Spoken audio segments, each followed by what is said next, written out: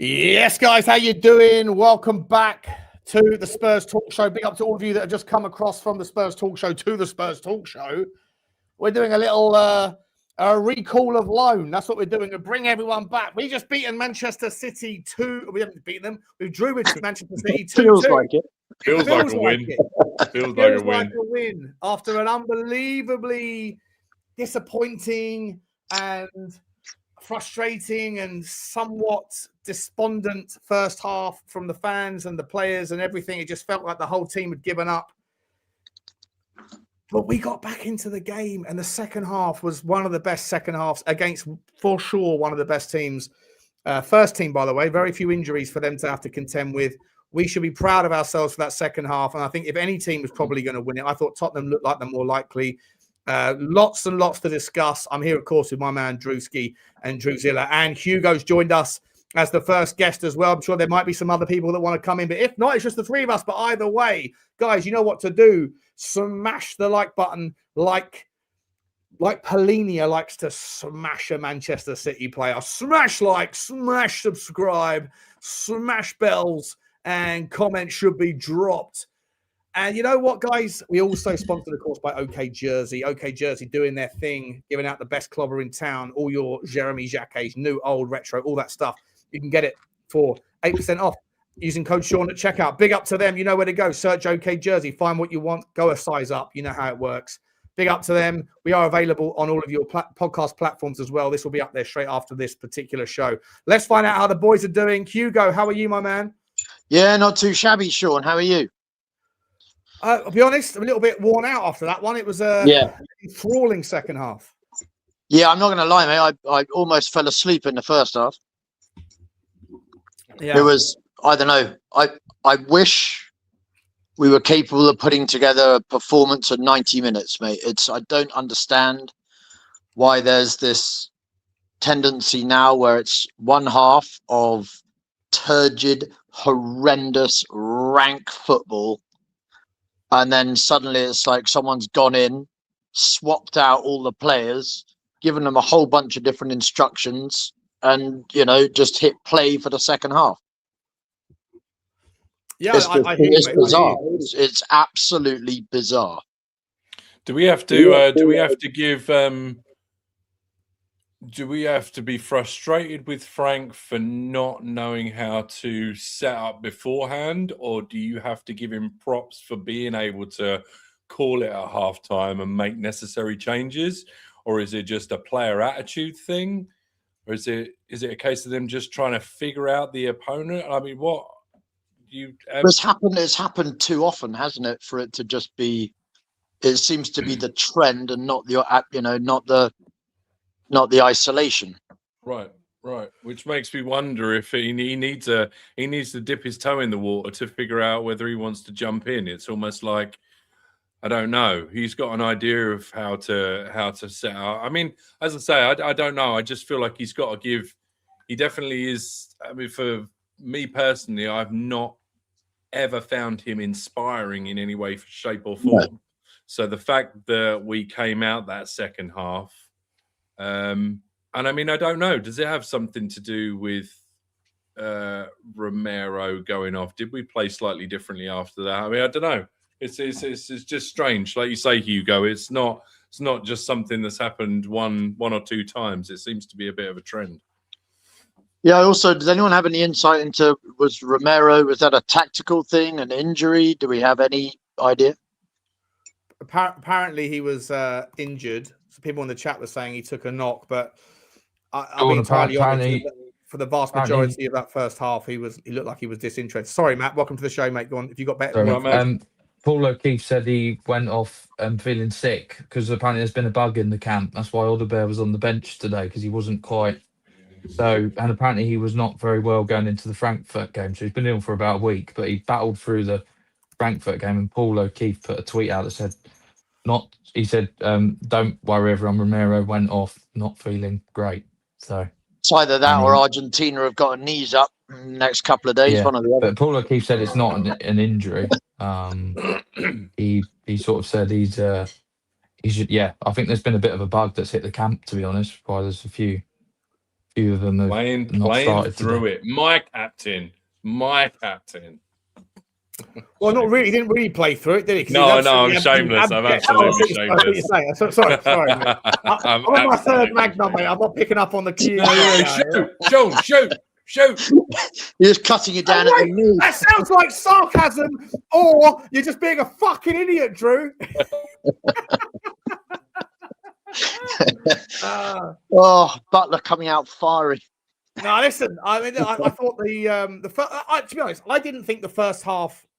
Look, I think we started horrendously. The first 10, 15 minutes, I thought we were toilet. Then we got a foothold in the game, and I felt like we had things that we were building with and everything. And then as we were getting to the end of the first half, we didn't create very much. We had a couple of shots, free kicks, really, from Xavi Simons. We'll speak about the specifics of the stats and stuff in just a minute, but just my take was that the boos at half time, because you're going down 2-0, I think they represented more around just the general frustration and the fatigue within the fan base of just seeing yet another, at that point in time, another inevitable poor loss at home. Whereas if you actually sort of focused on the specifics of the game, including the context of the team sheet, the lack of options, obviously I didn't know anything about what you said there, Matt, about there's a bug in the camp, but I thought we started the game poorly. First 15, 20 minutes, we were rubbish. Obviously, last 3 or 4 minutes, once again, sloppiness at the end there to concede that second goal. And then obviously the reaction from the fans is inevitable. But I thought that middle block of 20 minutes, like 20th minute until 40th, I thought Tottenham I think they sort of started to kind of believe in themselves and just realize this is going to be a physical game. And if we're going to have any edge here, we have to get stuck in. And I think a lot of the players started to kind of man up a little bit and get feisty. And I don't think City like it. I really don't think City like a game where people are after them.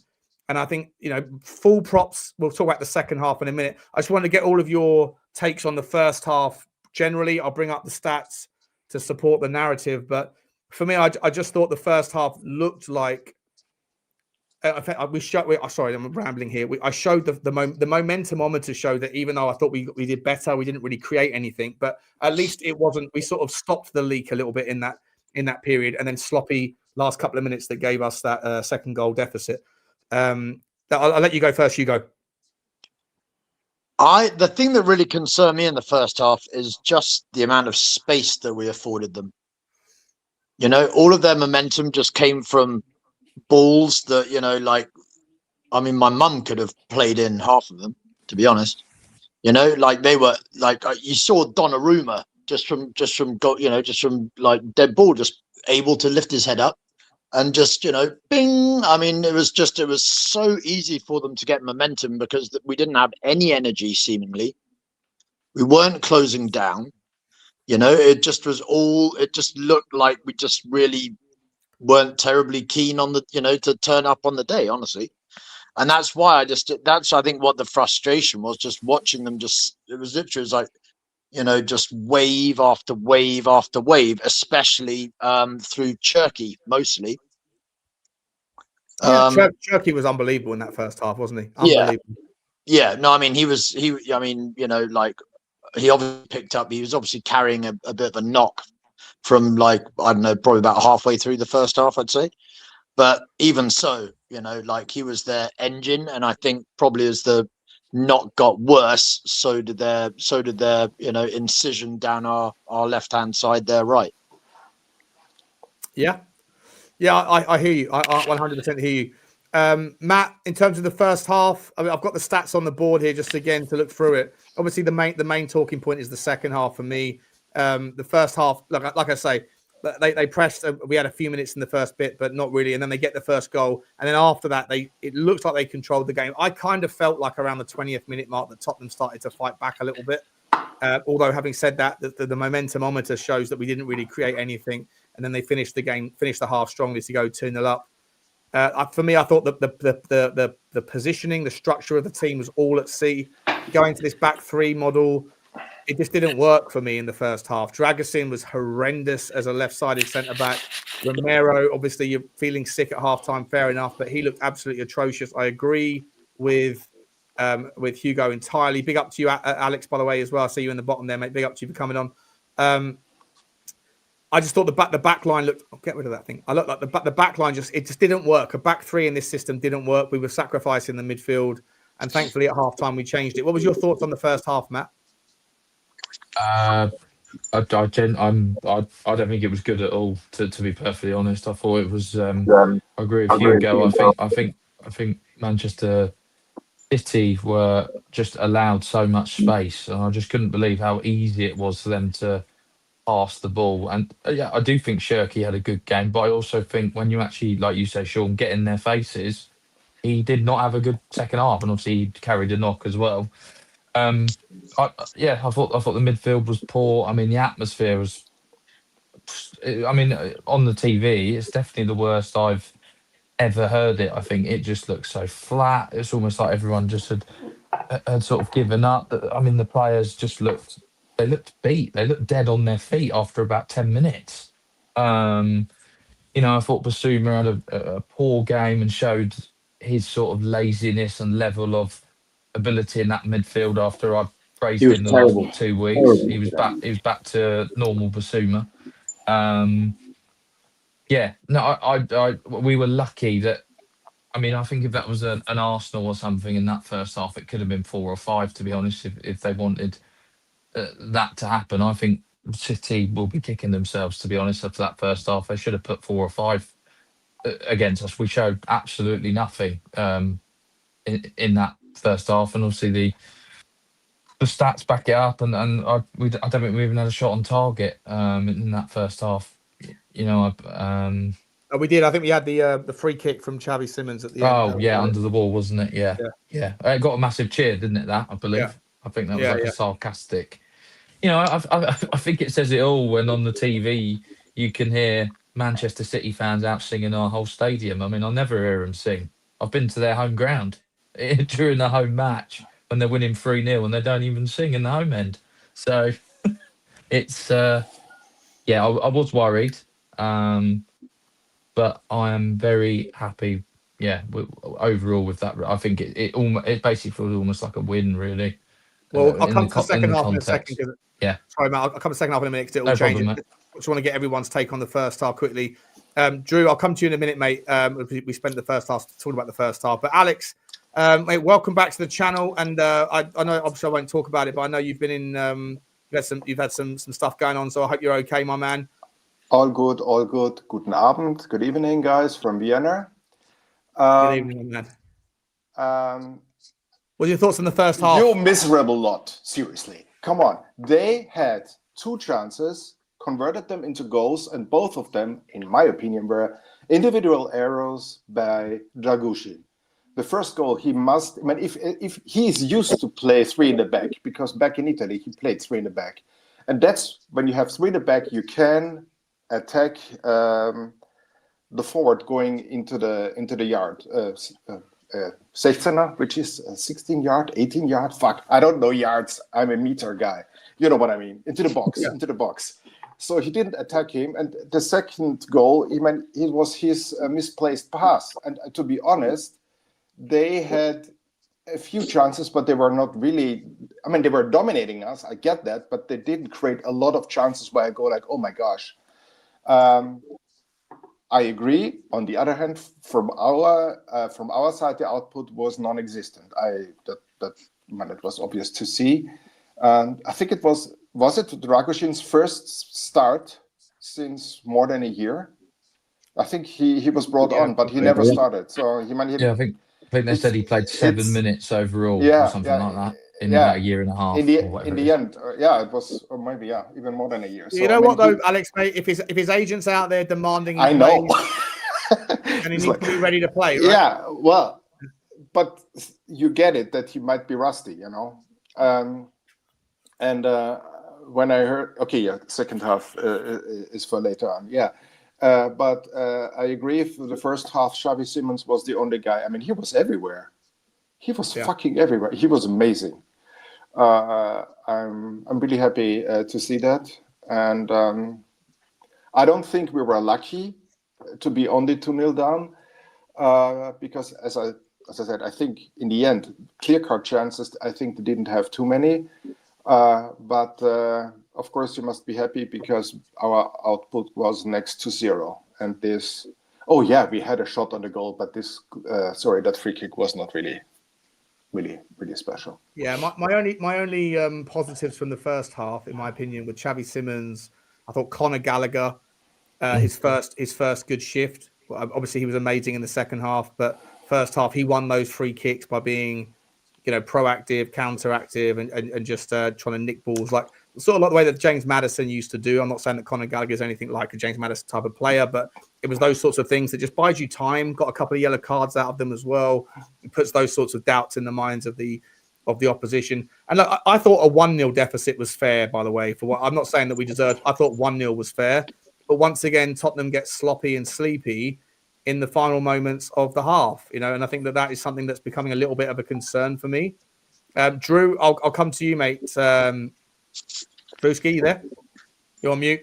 Just want to bring you. I know we've spoken about it, but in the first half, anything that's been sort of left off in your thoughts from the first half before we move to the more exciting part of the analysis? No, I mean, I was just having a look over sort of the stats in general, and as I know, territorially, I guess yes, they had the better of us in the first half, especially as the first 10-20 minutes. They were sort of passing around us for fun a little bit, but I think, that little sort of bracket after that little bump where we had a couple of minutes of joy in that first half when they then got the goal. Vicario, he had that great save that could have got him, but he pushed it just past the post. But it looks like here, and these stats say he only had a couple of saves to actually make, and then Donnarumma had more saves. So I don't know. I know it wasn't a great first half, but in hindsight, it wasn't the worst in terms of having to sort of set up. You obviously got, in a shape, you've got Paulinho as one of your centre backs. So I don't know. In retrospect, I'm kind of somewhat impressed at the first half that after those first 10 minutes, we didn't go down even further, because it's one of those things where, we could have conceded another goal pretty quickly. We've been known to do it in the past. And then all of a sudden, people's heads are down. So I think I'm impressed with them being able to see through, even though we did concede at the very end. It doesn't seem to have bothered them as much as it would have done in the past. Because in that second half, we came out raring to go, almost like we hadn't just conceded again. So I don't know. I'm kind of overall very impressed. Could the first half have been better? Yes. But as I say, as we talk further about this second half, I mean, you can only be impressed with the players getting their heads down, sniffing something, and going for it. I mean, it's what we've all been asking for, right? Now, 100%. Just for those of you that have just joined, so big chances, 3 to City, 2 to Tottenham. I mean, I don't know if the big chance from Solanke counts, because it was like such a ridiculous, unbelievable Puskas nominee winning kind of goal, same as Vuskovic that scored for Hamburg a couple of months ago. They got their full XG. We only got half the XG that we actually scored. But goalkeeper, he made 4 saves. We didn't make any. Oh, what's going on there? Refreshing in my face. That's a bit unfair, because obviously he did make with that one we all saw that we were saying is a brilliant. It was unbelievable save. It was an unbelievable save, right? And I think that kept us in the game. If we go down 3, if we're 3, I know it was 1-0 at the time. If that goes in, it could be open doors. It could be Bonnie Blue sort of settings going on there. So fair play to Vicario, fair play to him, because I don't think he was particularly responsible for the first goal, and that save I thought was world class. And once again, it's the same story with him every single time, which is, the more time he has to think about things, the less successful he is. The less time he has to think about things, he's like a cat. His reactions are absolutely phenomenal. But either way, let's move on to the second half. We come out second half. Drew, I'll start with you, mate. Different team, slightly different formation. Obviously, we had to take Romero off. We went to a back 4. We threw more caution to the wind. Paulinho moved back into a right-sided centre back. Dragusin, much better second half, playing as just a straight back 4. You still didn't have a right back. Still had to play Archie Gray at right back. The entire right side of our defence is not their midfielders, but we just threw caution to the wind. It was much better. Talk me through the second half, Drew. Well, that's the thing. That's the thing that I think I find most impressive. I mean, Paulinho for me and Gallagher, which are arguably the two. If we got Gallagher for anything, it was to have a little bit more of that sort of leader mentality, right? And I know a lot of people are saying Xavi was fantastic, but yeah, I just think those two really solidified us, especially beginning of that first half. Paulinho came out absolutely no nonsense, and he put in a couple of tackles that I think, I mean, they're all professionals. I mean, it put it up them as much as anything like that can, but I just think they realized that we weren't just going to sit down.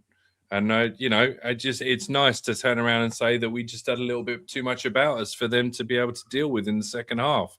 And that's considering we were by no means any sort of thing that could be considered full strength. So that just gives me, a lot of optimism that regardless of what I think, there's obviously people in the camp that are really still listening to him. They're still going out there and they're still doing a job for him. It's just a lot of optimism. And just a word on Xavi, because regardless of the fact that a couple of his first touches were still a bit wayward and a couple of his second touches were a little bit wayward, he had a kind of bulldog, tenacious mentality where he still wasn't prepared to give it up. And that's the most important thing. I don't care if you give the ball away. I don't care if we concede from it, unfortunately. What I do care about is you going after the second ball, you going after the third ball. You at least all look like you're singing from something that resembles the same hymn sheet, or at least the same book. Because at some point, some people have looked like they're on the first book and some people have looked like they're already moved on to the sequel. So it's just nice to look like they're starting to get a tune. Because as I say, that's all I've asked for. I knew this season was going to be a slog. But yeah, they've given me cautious optimism for sure, that second half today. Drew, stay there for 1 second. Boys, stay there for 1 second. So we can get a couple of these super chats done, and then I'm going to bring in the rest of you three to get the second half. And I'm going to talk specifically about some players, because I see someone there saying Pape Sarr changed the game. I thought Pape Sarr was brilliant today. I thought he was so impressive. I thought he was absolutely extraordinary, and so were a couple of other boys as well further up the pitch in that second half. I also thought Kolo Muani, by the way, had a really improved effort. And when he tries, he's got the skill set. No one's ever doubted he's got the talent, but it's just whether he puts in the effort and the workload to get something out of him. And now he knows he's staying at Tottenham for the rest of the season. I really hope that today was like, okay, I know I'm here now. I'm not going anywhere. I might as well fight for my place in the French team in the World Cup squad, because if he combines his talent with a bit of work, I think that he can offer us something in the second half. But obviously, let me just do these super chats and I'll bring in the boys. Paul the Bird and then Felter up in the Uber says, big up to you, Cat Flunt. He says, big up, butt plug. Love you, man. Keep up the great work. I don't know how I'd argue with my wife without you, bro. I mean, sorry, Mrs. Paul de Burden. I don't say, but I appreciate you, mate. Thank you very much, man. I appreciate you, buddy.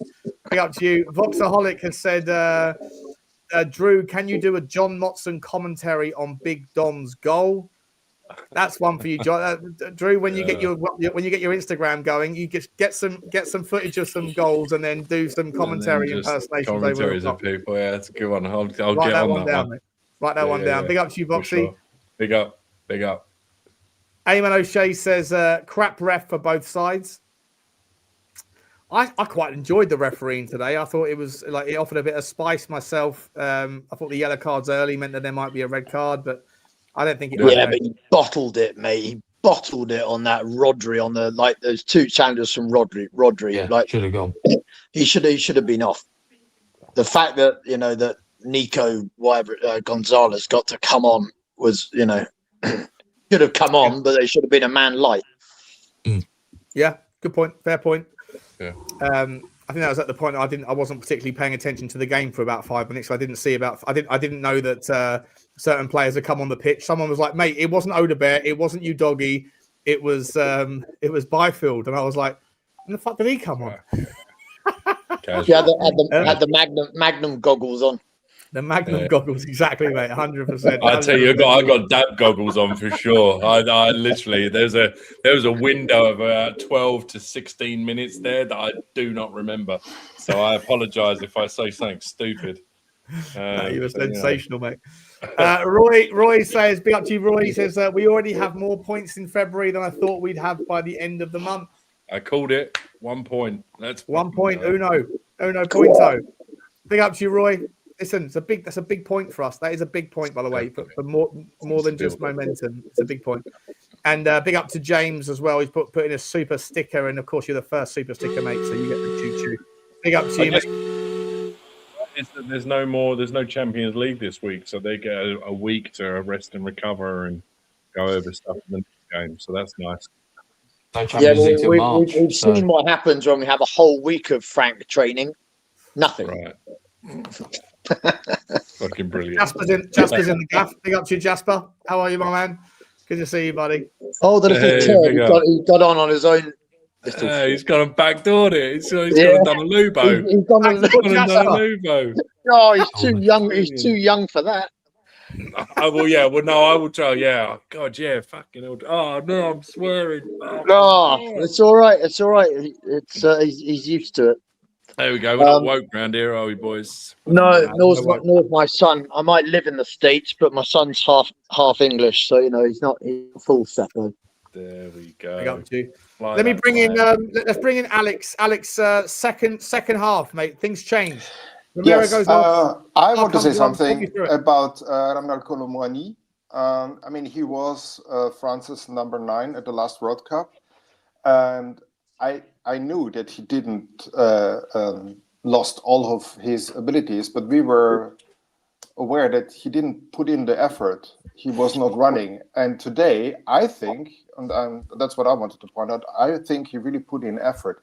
It's not like was not super output, but he was there, and that's encouraging because we need him. I don't know what happened with Solanke at the end, because he looked that he had some pain. Do we know anything about that yet?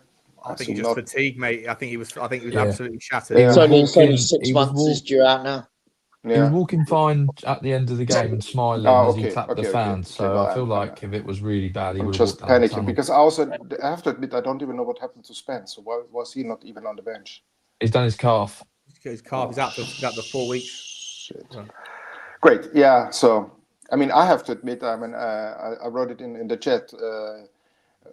Is that not now the time when we are losing all of our defenders to bring Vuskovic back? I mean, he is. Look at his stats in Germany, because people say he's not ready. It's probably possible that he's not ready, but he's playing every game, and he was again man of the match against Bayern Munich. And I fear, like you, Sean, that we're going to lose him, like mentally, because he doesn't feel like a Tottenham player if we don't bring him in. And you said that was actually, it was not funny, but you said probably the best player we had who never played for Tottenham. If because like all the pundits in Germany, and I follow them a little bit, Lothar Matthäus, they urge Bayern, like, no matter the price, get him in. And you know that Upamecano is now about to sign a new contract, but he wants more money, and Bayern Munich don't do that. So if he doesn't say no, doesn't say yes until tomorrow, he won't get the contract. Then they take back the offer, and they could use that money and throw everything in on Vuskovic, because I think if it comes to header, he is the best defender in the German league. If it comes to heading already, and he's 18. If there is a recall option in his loan, I know he wants to play at Hamburg with his brother. Okay, and we say, bring him in. Let's bring him. We either bring him with us. Who cares, mate? Who cares? Like, I don't see why we have to pander.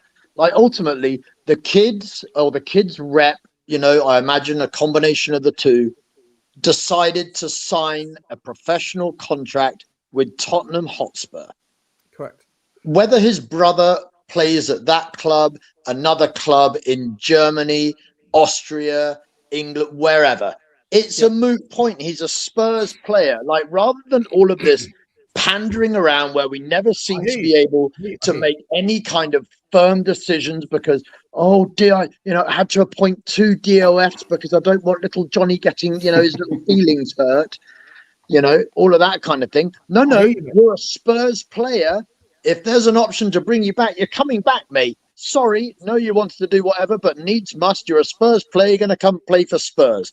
It's not difficult, mate. 100%. Yeah, but I heard reports that he's staying one more year. I don't care if he can say whatever he bloody wants. Doesn't make it any different. I heard reports that they already agreed. Our 201 director of football. Yeah, but that's before the injuries, man. His brother can't even play until next season when his fans.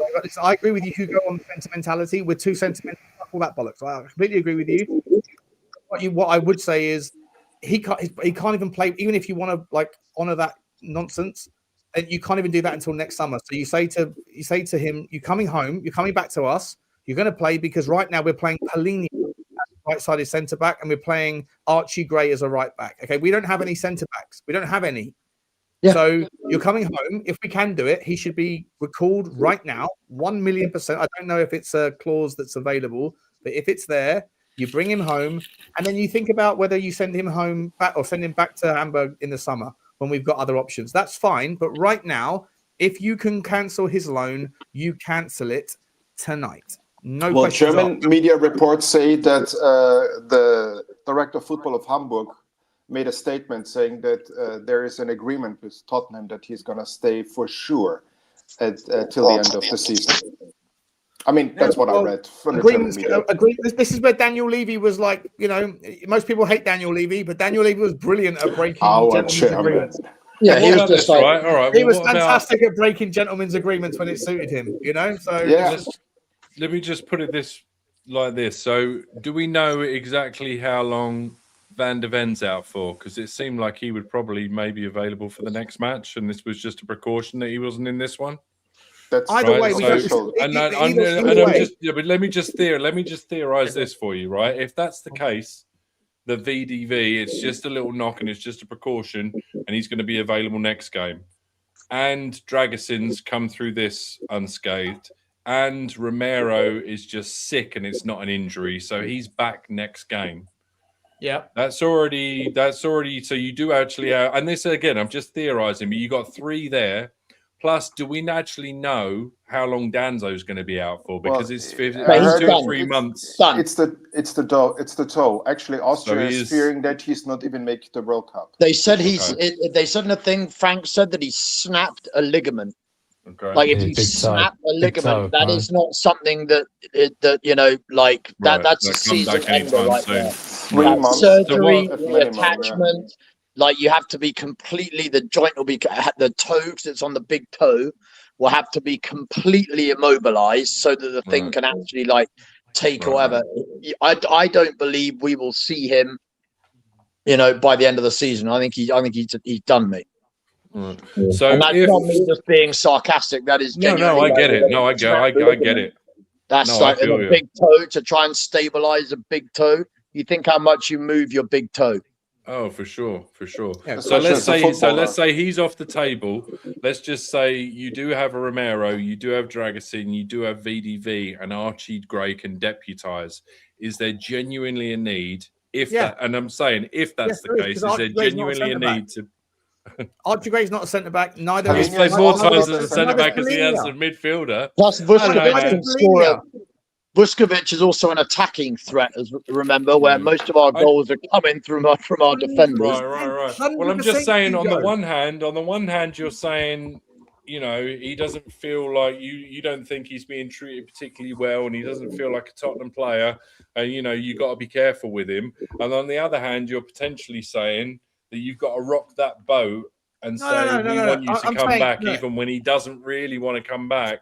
He hasn't been treated badly. He's been treated very, very well.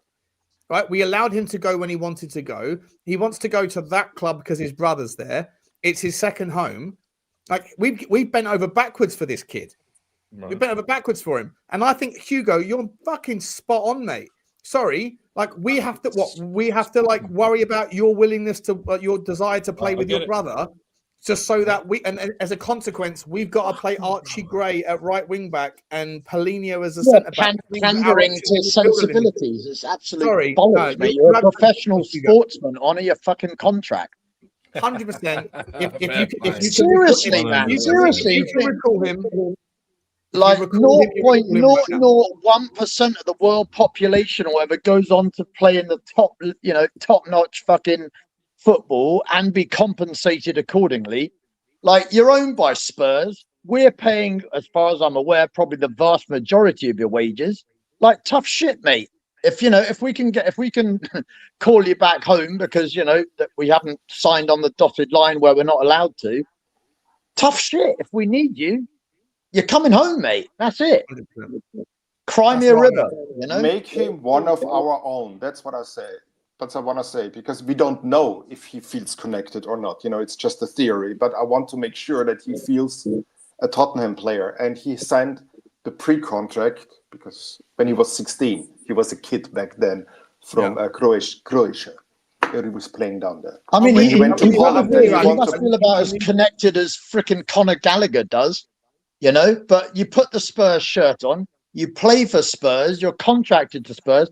I don't care, if he's like, I'm Tottenham till I die. I'm just like, well, 90 minutes at a time, mate, as far as I'm concerned. Well, he has a contract until 2030.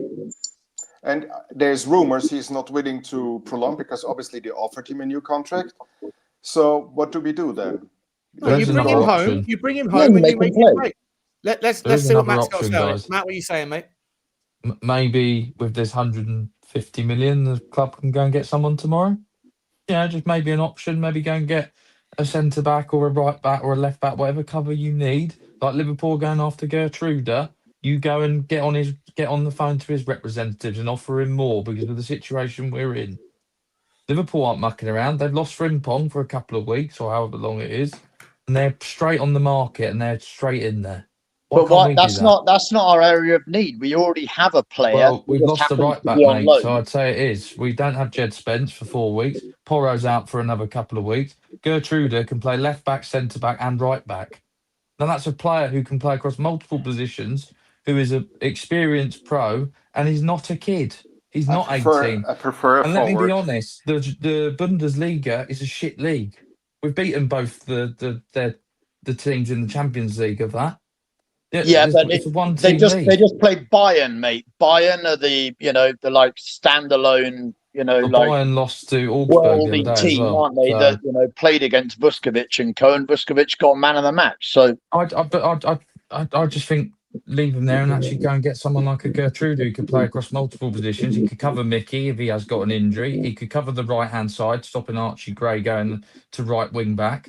And he can cover at centre-back. It's 3 positions in one. And he's an experienced pro who's played in the Champions League. Yeah, you've got the minor problem of like actually the player wanting to sign for Tottenham. Okay. Whereas in the case of Vuskovic, he's already on our books. But exactly. he might not want to play. He might want to stay in Germany and help his development. Well, again, tough. There might not even be a recall loan. With Tottenham Hotspur. There might not even be a recall in the loan. We don't know. No, I agree. There might not be. I'm saying if there is, it makes absolutely no sense.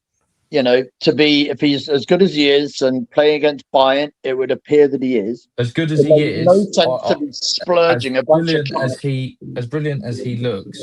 I don't want to rely on an 18-year-old to get us out the shit. This board and this club need to pull their finger out tomorrow and they need to go and get a couple of positions because today it could have been up shit's creek. They've got away with it again with a great spirited second half, but this team is to the bare bones at the moment. It's a joke. Yeah, I think we all agree on that we've been suitably underwhelmed with this window so far. All I'm saying is in the specific addressing cover for the centre-back position, that it seems to me that we have a player of, at least good enough quality that is on our books that's subject to what the clause says or doesn't say, or it might be a case of, okay, well, if we, recall you, then we have to compensate, X amount. Well, the X amount of compensation is still going to be a shitload cheaper than having to pay a premium to get in a random player who you don't know a huge amount about necessarily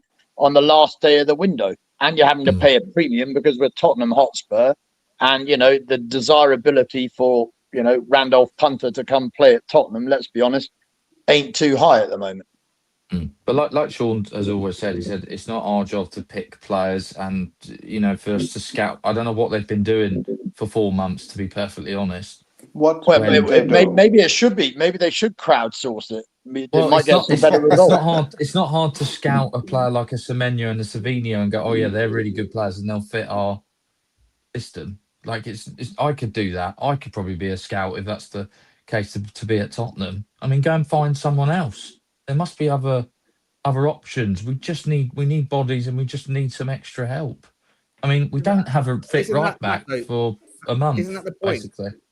I don't disagree. Like Gertruida, by the way, I think people are saying in the chat, Gertruida to Liverpool is off. But as a player, just typically, I really rate him. I've always rated him. I've spoken about him for 3 years, right? I think he's a very versatile. And you never learned how to pronounce his name correctly. I know that winds you up, mate. I spend too much time with Johnny, right? We like to mispronounce names galore. You know how it works, Alex. But what is it, Alex? Gertruida? Gertruida, yeah. He always says Gertruida. He's like he puts an S in there. It's like if I call him Sean Bustler because I just put an S into the name, although there is none. You can call me Bustler if you want. Get your guitar out, Sean. They're bustling. Other song, and you can't ask the fans to feel me. Not gonna do it now. Listen, I do. As much as I agree with what you're saying, Matt, I actually lean into Hugo here because I think that we are all somewhat scared of like upsetting an 18-year-old and ruining his plans of some familiar, like sort of like familial, notion that he wants to get back and play with his brother. And he said he's not ready, therefore we have to listen to him and do what he wants. No, unfortunately, like big boy pants on time. If needs must, we're not going to sign 2 players tomorrow. We've got. What time is it now? I don't know what time it is now, but we've got 24. Okay, so 23 hours and 45 minutes to sign anybody. If I'm entirely honest, like we should be throwing all of our eggs into some sort of forward position.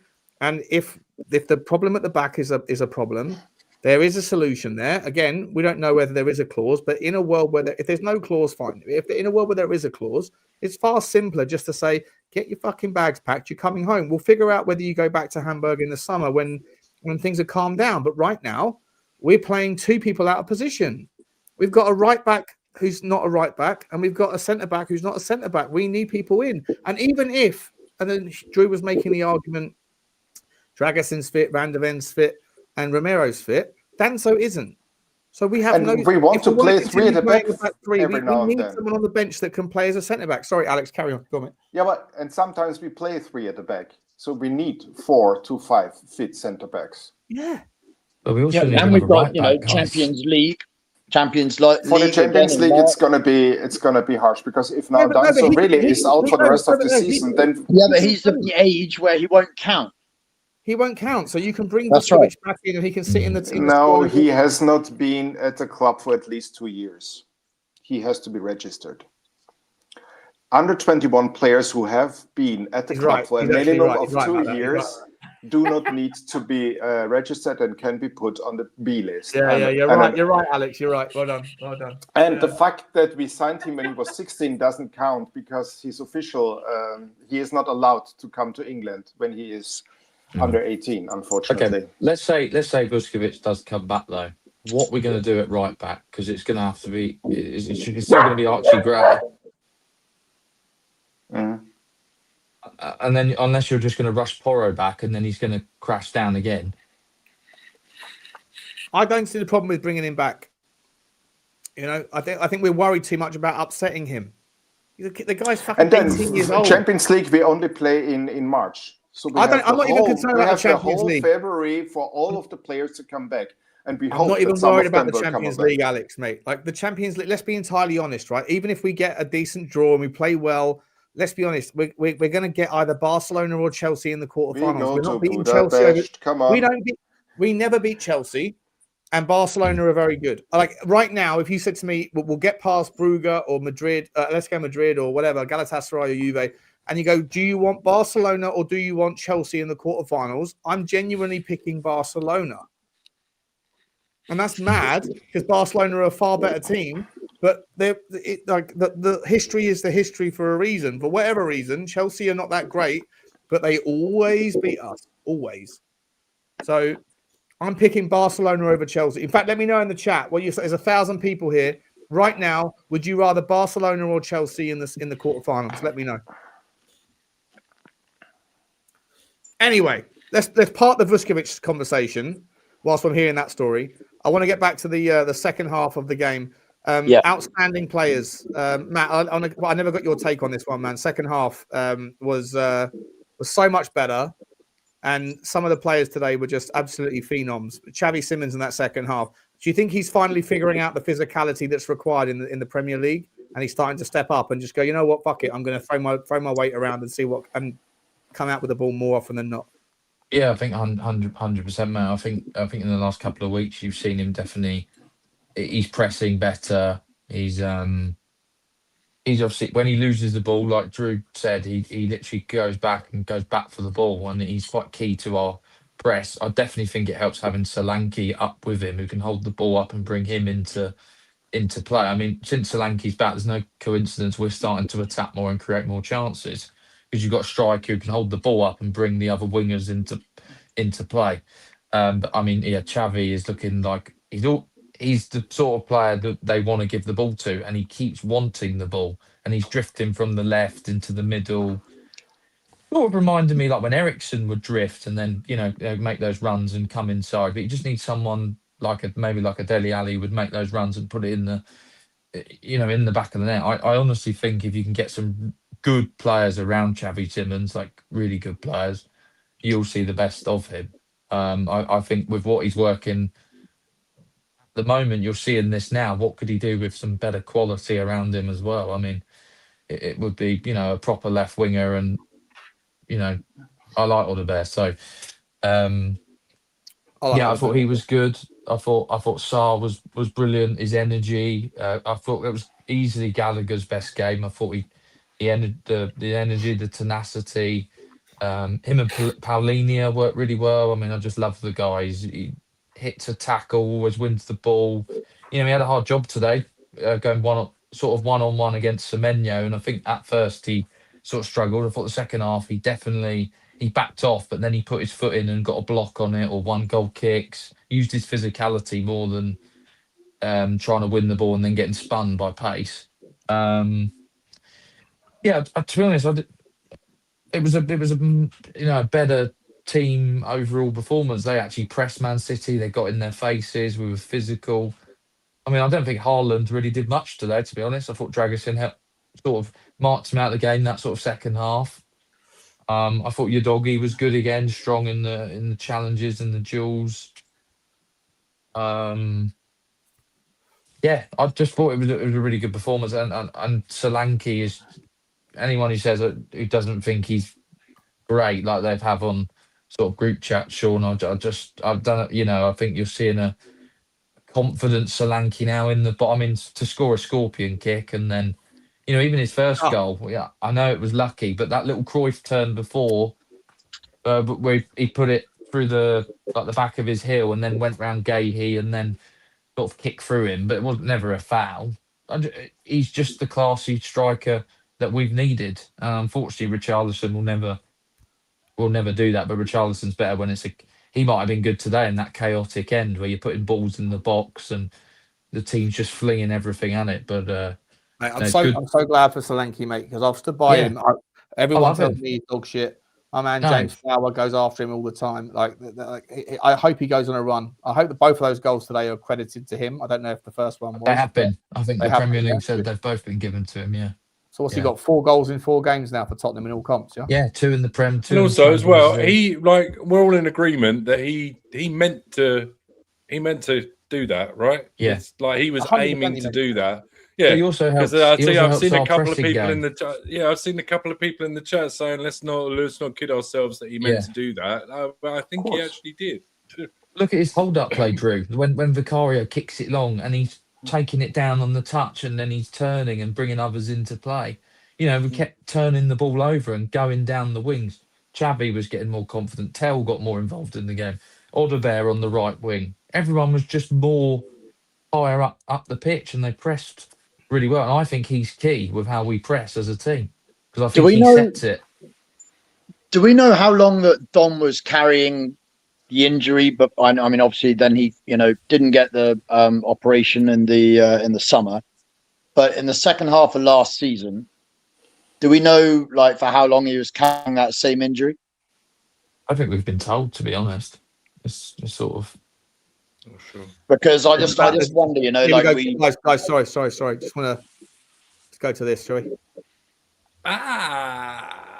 Work harder, faster. Yeah, put the ball in the net. That is a good question. That is a good question. What I would say today is it was great to see a few Thomas questions in Frank one. Frank Dominic Frank. Solanke, first, what do you think of his goals and his performance? And also, how is he? I think he said he rolled his ankle. I don't know if it's the same one or not. That I don't know. The last bit I don't know. But he clearly also struggled to run. So we knew struggled to run fitness-wise.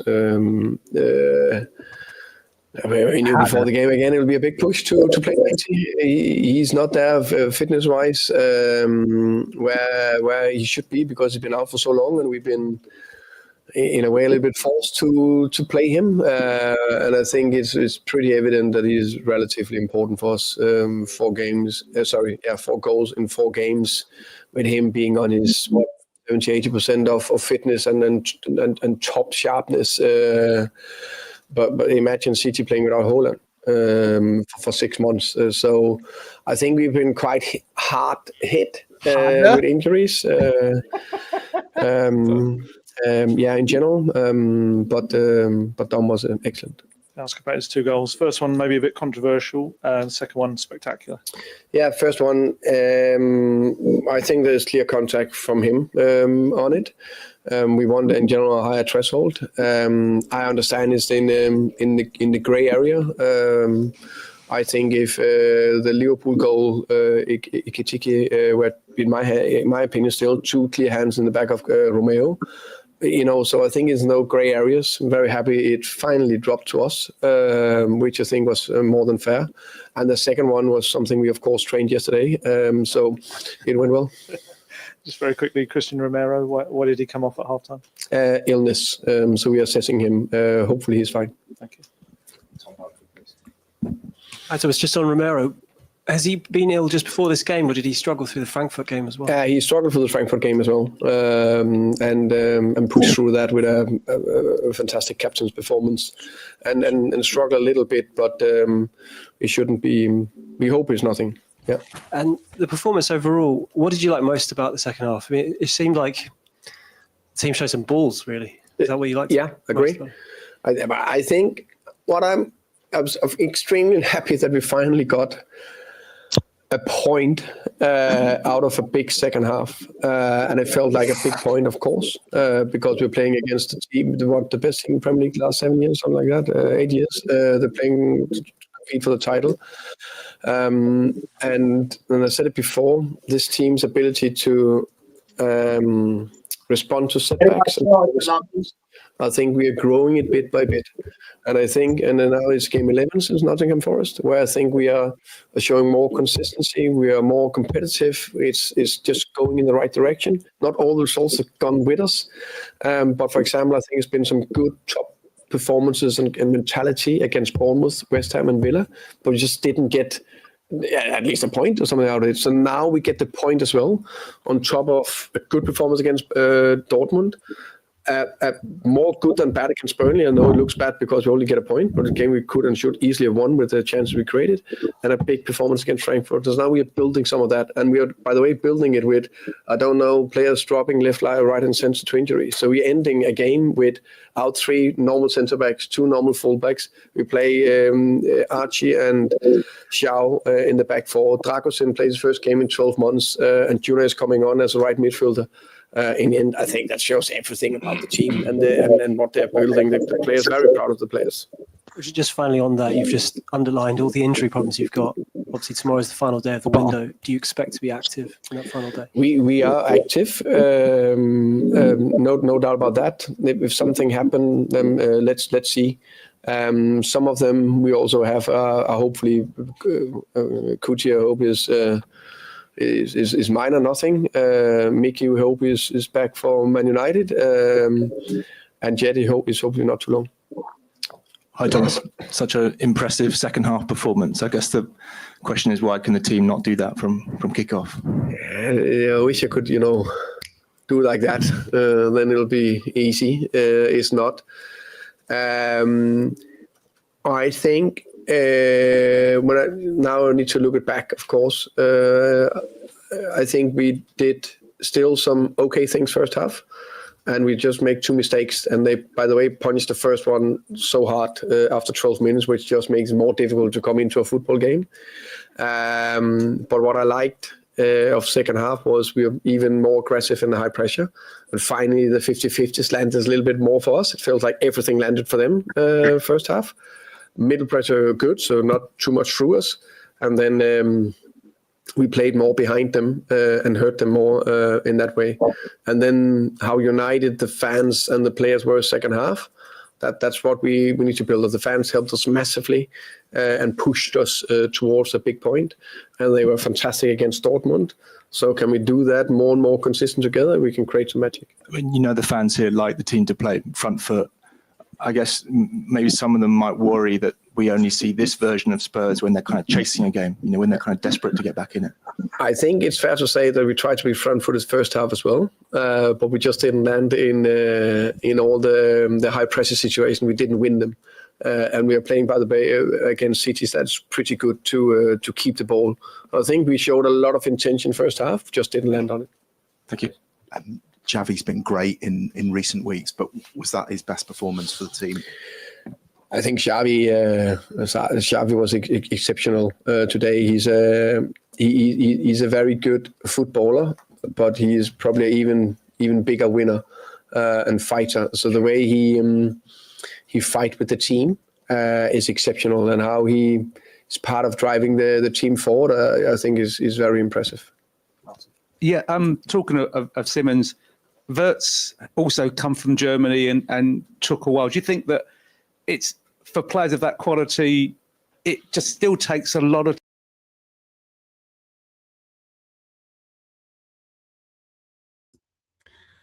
He's gone and pulled a Johnny and pressed the wrong button. Here's Shawnee, and he's back again. What's he done? Sean. There he is. Are you back? Hang on. Are you Sorry. back? The Premier League is the best league in the world. It's also the most physical, not only in the duels, but physical in the pace of the game. So quick. Hello. And to adapt to that takes a little bit of time. And then I think some players, for whatever reason, just adapt a little bit quicker. That can, for whatever reason, if they're coming into a team that's in flow, they maybe adapt a little bit quicker. There can be a lot of things. So, and it's humans we are dealing with. The most important thing is their intentions and their work ethic and all that, and then it'll be step by step.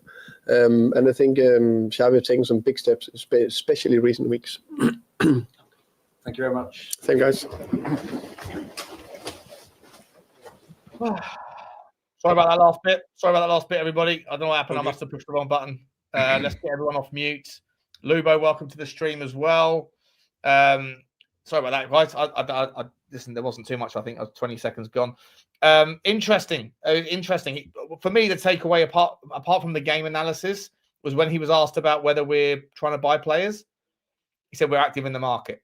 So there was no There was no indication to me that he's like, if you think there's nothing's going to happen, you're probably going to sit there and say, it's tougher, harder, working, but, difficult. There's none of that. There was none of that. He's like, no, we're active in the market. So I still expect something to happen in the next 24 hours.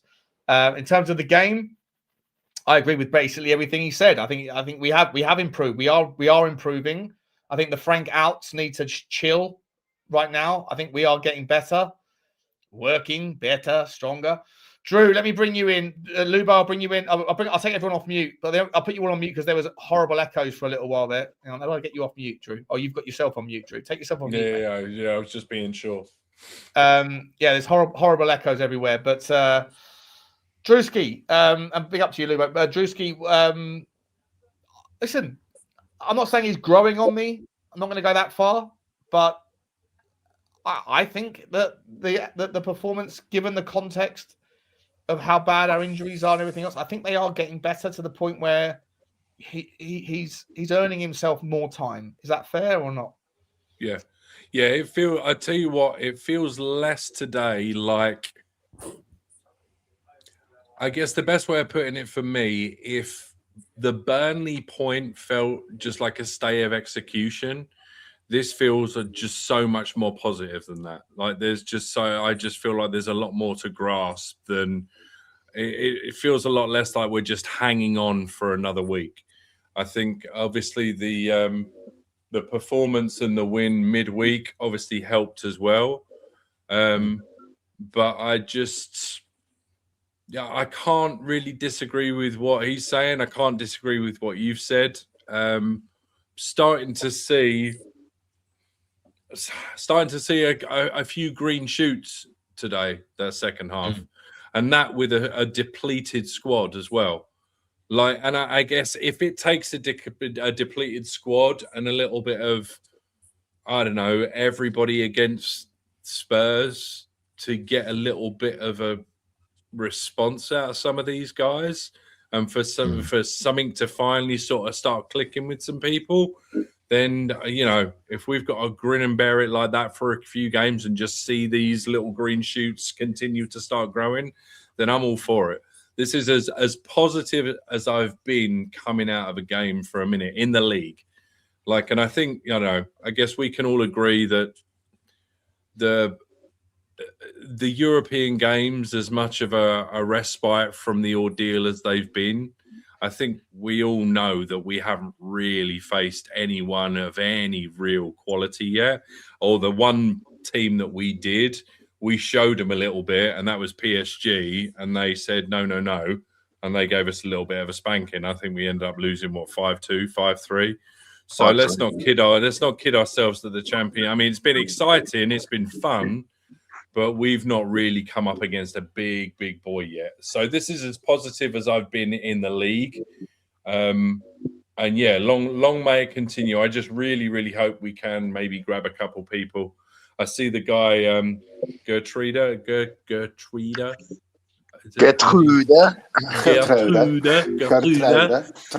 said that. He's off. So the deal to Liverpool is off apparently. So I don't know if there's anyone in the background that can hear me at Tottenham. If you'd like to maybe go for him and tick like a couple of boxes, I wouldn't be mad.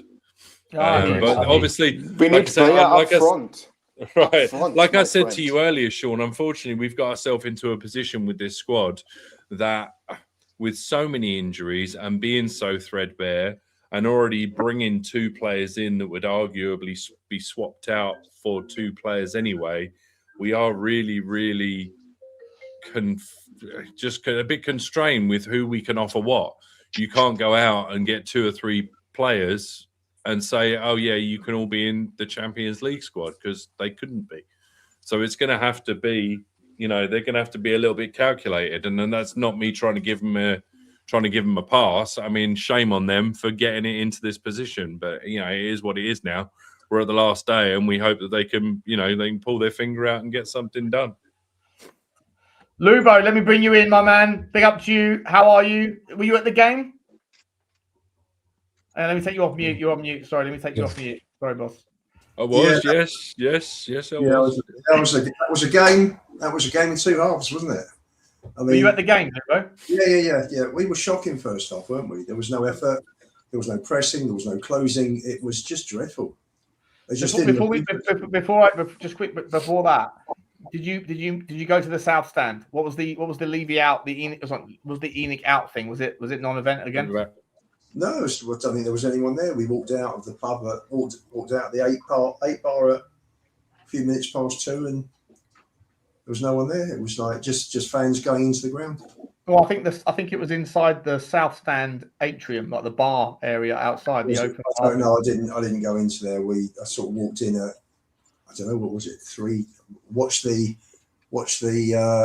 Man United game in the pub with Sava, Phil P and his dad, Ellie, Sava's mate, and then went into the ground about 4 o'clock. And Lubo slipped in the back door. There you go. Lubo. We're all on the same StreamYard account, you know. Cool. Lubo, it's listen. Well, the first half, I think we all agree, was pretty poor. I actually thought that Tottenham got stuck in a little bit in like a 25-minute period, but I think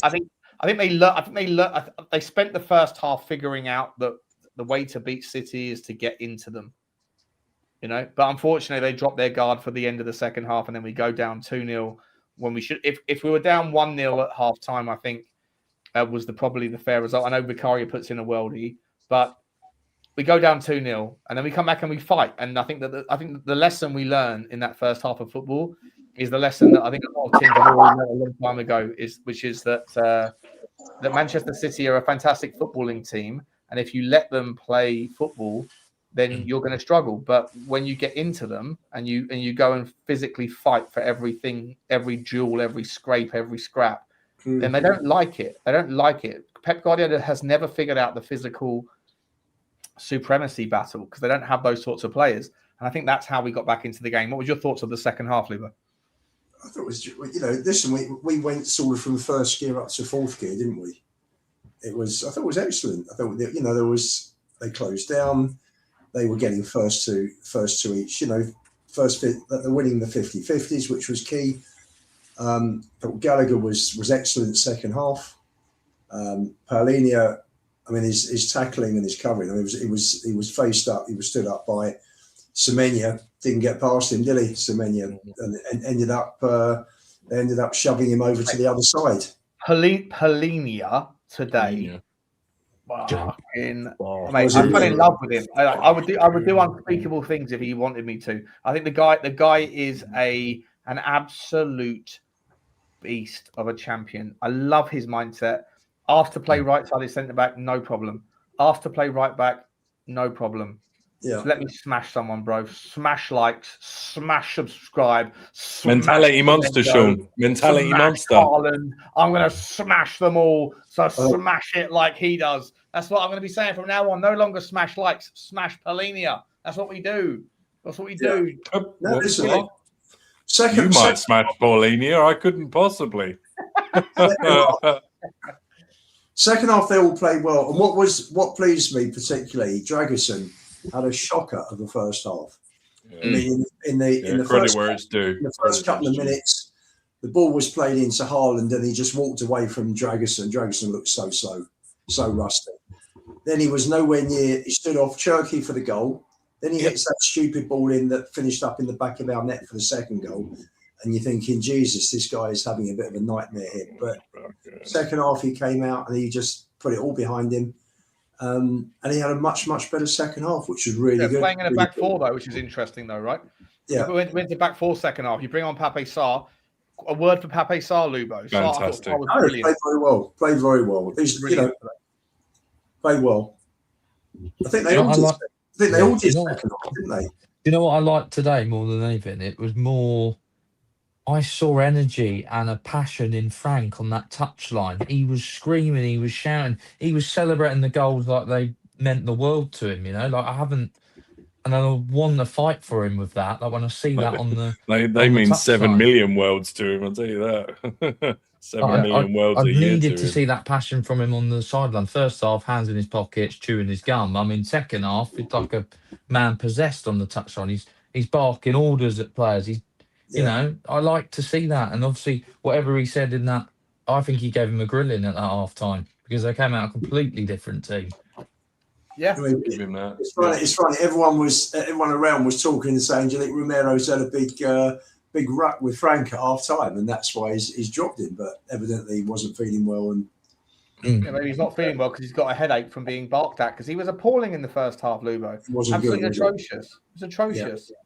You know, and I like what you said about Dragicin. And Dragicin had a shocker first half, but he was much better second half. I don't know. I think going back to a back four, putting an extra man in midfield, you have to win the midfield battle. We lost the midfield battle in the first half. You put Pape Sarr in there. Pape Sarr was. I personally think that was one of the best 45 minutes of Pape Sarr that I have seen in a Tottenham shirt against a top team. I think fair play, credit where it's due. There were 5 players today that came out of that game with absolute credit. Polinia, Pape Sarr, Xavi Simons. I thought Kolo Muani put in one of his better shifts. Thank you. Yep. And the 5th person was Conor Gallagher. I thought Conor Gallagher was brilliant today. Hey, Solanke scored 2 goals. Come on. Oh, sorry. Of course, Solanke. Sorry, you're right. Solanke as well. Solanke was impactful. He was very impactful, but he wasn't necessarily too involved in the build-up. Did Frank say? Shout out to Udogie as well. Sorry, yeah, man. he did. Udogie's second half was his first half. He was awful. Can we just say to a man? Can we say to a man today? They actually did pretty well. Pretty darn well, boys. And I thought the timing of the substitutions to bring Tel and did it early on to go at the fullbacks. I thought was the right move as well. Although it didn't quite. Tel had the lion's share of the ball, didn't he, in terms of going at the fullback? What did you think about Archie Lubin today? Cheers, Matt. Love you, man. Thanks for coming on, buddy. Thanks, buddy. Cheers, guys. Have a good one. Thanks, bud. See you, Matt. What do you think about Archie Lubin? Thought he had a good game. Ali Gold marked him as an 8 out of 10.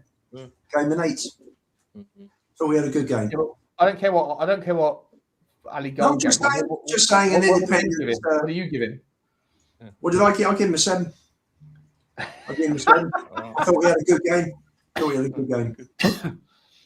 I was Kolo Muani for me was like night and day. I don't know what has someone's obviously spoken to him or something's flipped a switch, but I haven't seen him put in a shift in the league like that for I can't even remember the last time when I saw him, you know, just trying as hard as he did, or you know, showing the pace and the ability. It's been a time. I know everyone's been like, oh, he's absolutely dog shit and whatever else, and you know, yeah. In most of his performances for us, he's done nothing. But it's like that. I can't remember who was it that came up with the expression about form is temporary and class is permanent. Yeah, I can't believe that you go from the starting number 9 for France, you know, and then being as good as you are. Form versus class, Hugo. I'm sure. I think it's more like, you know, effort is exemplary, talent is relevant.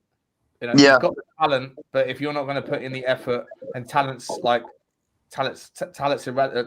irrelevant, right? I think. Do you feel like when he works hard, I think he is going to be and I hope that now, as I said earlier, I hope that now he knows he's not going anywhere, right? He wanted to leave. Sorry, bro, you're staying. If you want to get into that French team for the World Cup, you've got to do it for Tottenham. See, okay. I think it's more that he's now got a actual competent, you know, hold up front guy next to him, where he can run off him, take the ball off him, you know, rather than Mr. Brazilian trampoline foot. You know, you've actually got someone that's capable of, you know, like trapping a ball and distributing it, and he can. But you know, Kolo Muani he's elegant, right? Although he's strong, he typically like works on gliding past people, right, beating them, and you know, with pace and ability like that. Well, you've not got someone that can, put those balls in off, a long ball and all the rest of it. If you remember, more times than not, Moani was having to serve as that holding, forward, where the ball would be, hit to him. He was the one expected to bring it down and distribute it. The situation has flipped now. I hear you on that, mate. I hear you on that. I thought Colin Moani today was very, very good. Let me just quickly do these 5 super chats, and then I'm going to bring in Alex. I haven't spoken to Alex for a second or two. Big up to you, Ulrika. What's going on with every time I push a button, someone's face jumps across the screen? Ulrika Carr after Tartar says 3 at the back has been good last few games, but players were off it today. So Thomas Frank changed it and gave them a stiff talking to. We were much better. Credit Thomas Frank. 100% agree with that. But the back three did not work today. The back three was awful. We lost the midfield battle. That's why it was wave after wave, and Manchester City were walking around us.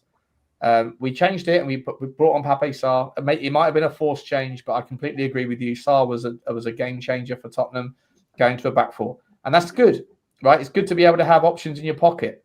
If something doesn't work, you should be able to pivot, and that's what we did today, despite our 15 injuries. So I'm 100% giving credit to Thomas Frank today. And I'm 100% giving him more time. I know that people in the Tottenham fan base once you make your mind up, once people make their mind up, they're scared of ever giving credit where it's due to the counter argument for fear of being called a flip flop. New evidence allows for new information and for new takes. Is this also in part still the Heitinger effect coming into play?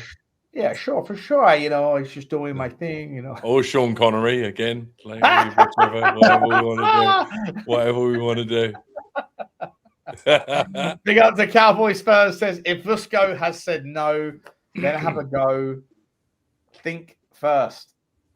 Big up to Cowboy Spurs. Listen, Vusko doesn't get to say no, right? He's an employee, so he's an 18-year-old. I'm with Hugo on this one. I don't know the rules around the loan, but I'm with Hugo. If we need him and we want him back, sorry, fuck your feelings. You're a Tottenham player. You're a Tottenham player. I'm with Hugo on this one, 100%. Patch says, my wife's boss was a physio at Middlesbrough when Woodgate was there. Woodgate told him the Spurs medical department was known for being awful. It's had 2 reiterations since then, at least, hasn't it? You decide to censor yourself. What's that, Drew? You just said being awful instead of being shit.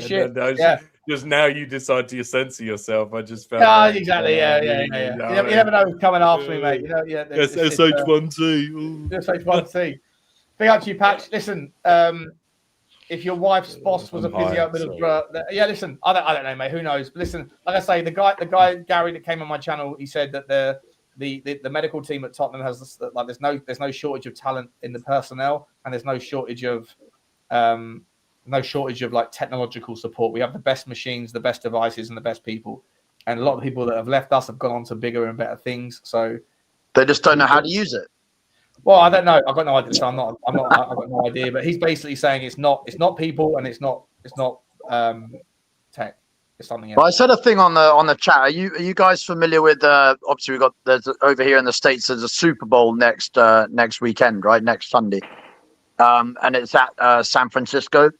And there's a big thing that the 49ers have been plagued by injuries for multiple seasons since they moved to the new stadium at Santa Clara, and their practice facility is right next door to the stadium, and slap bang.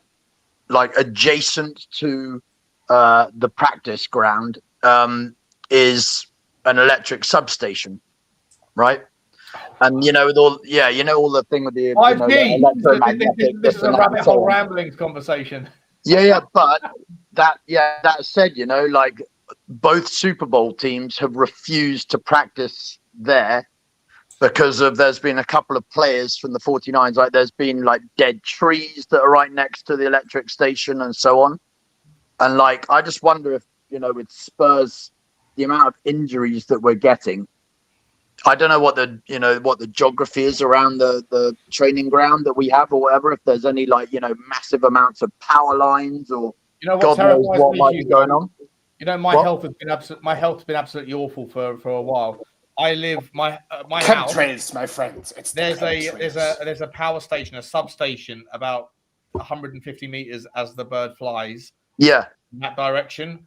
And I'm pretty sure that I've read some legality stuff recently that said that there's no houses are supposed to be built within 500 meters of a substation. So this is literally adjacent, and I mean adjacent, literally like the substation ends and the manicured grass begins. Right. Well, so I just wonder, like with the Spurs situation, if it's like radio frequency. Yeah, I mean, there's got to be something, right? It can't be like if it's one. It's not a case of it being one season in isolation, or whatever. It's like a sustained, like almost pandemic of injuries at Tottenham. So either there's some. If it's down to electricity or like RF or whatever, then let's get them all training in silver coated. No, but all jokes aside, like you've got to if you've looked into all the other variables and nothing's changed, then you've got to keep on looking into the different variables, right? Of course, I agree. I agree, mate. I agree. And it just seems bonkers. Yeah, I agree, mate. But obviously we can't really speculate. We don't know. Adam Gill says I watch Stoke a lot. Phillips would do a job now. He's at Tottenham for more than 2 years. He could, and he's 20 years old. He would not need to be registered. Yeah, but is he good enough? He's playing in the Championship. Well, obviously, I don't think so. But I'm just saying, just talking about the numbers here and the rules. This the second time that Alex has chimed in with some facts just to correct the narrative. Vuskovic couldn't play in the under-21 squad, as he said earlier. Congratulations, Alex. You've absolutely mudded me, and you mudded Hugo on that one. And as far as adding some supplementary value here that he could come in, I like that from you, Alex. I like that from you, mate. Well done. I know names and I know a little bit of the rules, Love you, mate. Love you. Cowboy Spurs says Langer is active at Walthamstow Market. Jesus Christ. Big up to you, Cowboy. Jesus. Luca 14 says, after today, I'd now say keeping both Solanke and Simmons fit is probably more important than having Van der Ven and Romero available. Listen, I hope all the question marks around Xavi Simmons are kaput, as Alex would say, kaput. We have to finish that shit because he is a baller. And I always said he was a baller. I was happier than when he came in. I was like, we've got a better player than Eberechi Eze. It'll all work out. Definitely. It has worked out, but it takes time for these people to acclimate. You look at Florian Wirtz; it takes time. Now he's a baller. Xavi Simmons is being a baller. Next season, Xavi Simmons is going to light this fucking shit up. I swear to God, I'm so happy that we got him. I know in the Championship. No, we're not going down now, mate. We're not going down anymore. In the Championship, he'll be straight out on loan. Straight out on loan. Big up to you, Luca. Thank you very much indeed. And Box Kev, big up Boxy. How you doing, mate? My man. He says, here in San Francisco and lifelong 49ers fan, can confirm the injury history related to the electric substation is 100% true. The team is making huge investments to study out what their options are. I mean, it's wild. Big up to you, Boxy. Thank you very much. Listen, I've got no idea if there's a substation in Tottenham or near one, but I do for sure know that there is one 150 meters away from where I live. And I've been feeling like shit since I came home from America. I always put it down to getting the second jab. I always said when I came home, it was COVID. And then I got my second jab and I was like, I've been feeling like shit ever since. But maybe it's not. Maybe it's the proximity to that fucking electric grid. Or the combination. So it made you weaker, probably, Big up to you, ought to try, mate. Very much, my man. Appreciate you. One second. Big up to you. 1 second. Big up to you, Box Kev. Thank you so much, mate. Always here. Always super generous, mate. Love you, man. And we're gonna have to figure out what that substation thing is going on. By a brand called, I think it's called Haven, which does like anti-EMF baseball caps and beanies and stuff. Yeah, they got silver lining in them, right? Yeah, that's right. Well, you might as well invest in all those. I was going to start a brand. I was literally during COVID. I was like, I'm going to start a brand of clothing, which is like hoodies and underwear, because I know that RF frequencies cook your bollocks. Yeah, and make you infertile. I was going to start like a brand of clothing that had silver lining in them, and the only reason I didn't do it because like the average cost in order to make it economical, the price of a pair of underwear would be like $100 or something.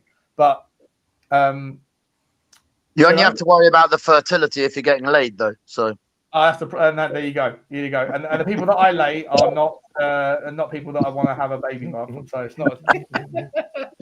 Anyway, let's get back to football. One thing I want to say. Yeah, Solanke is not the sacrificial lamb anymore. He's like a new player. He is allowed to score goals, and his hold-up play was brilliant today. And I agree with you guys.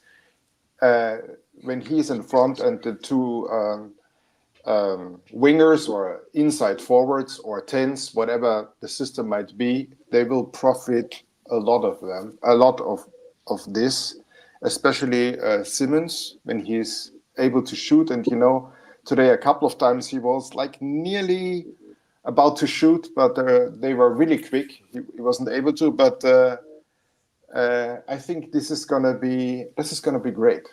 And I have to admit, since the 3-0 battering against what was it, Nottingham? It was the worst game of Tottenham I've seen.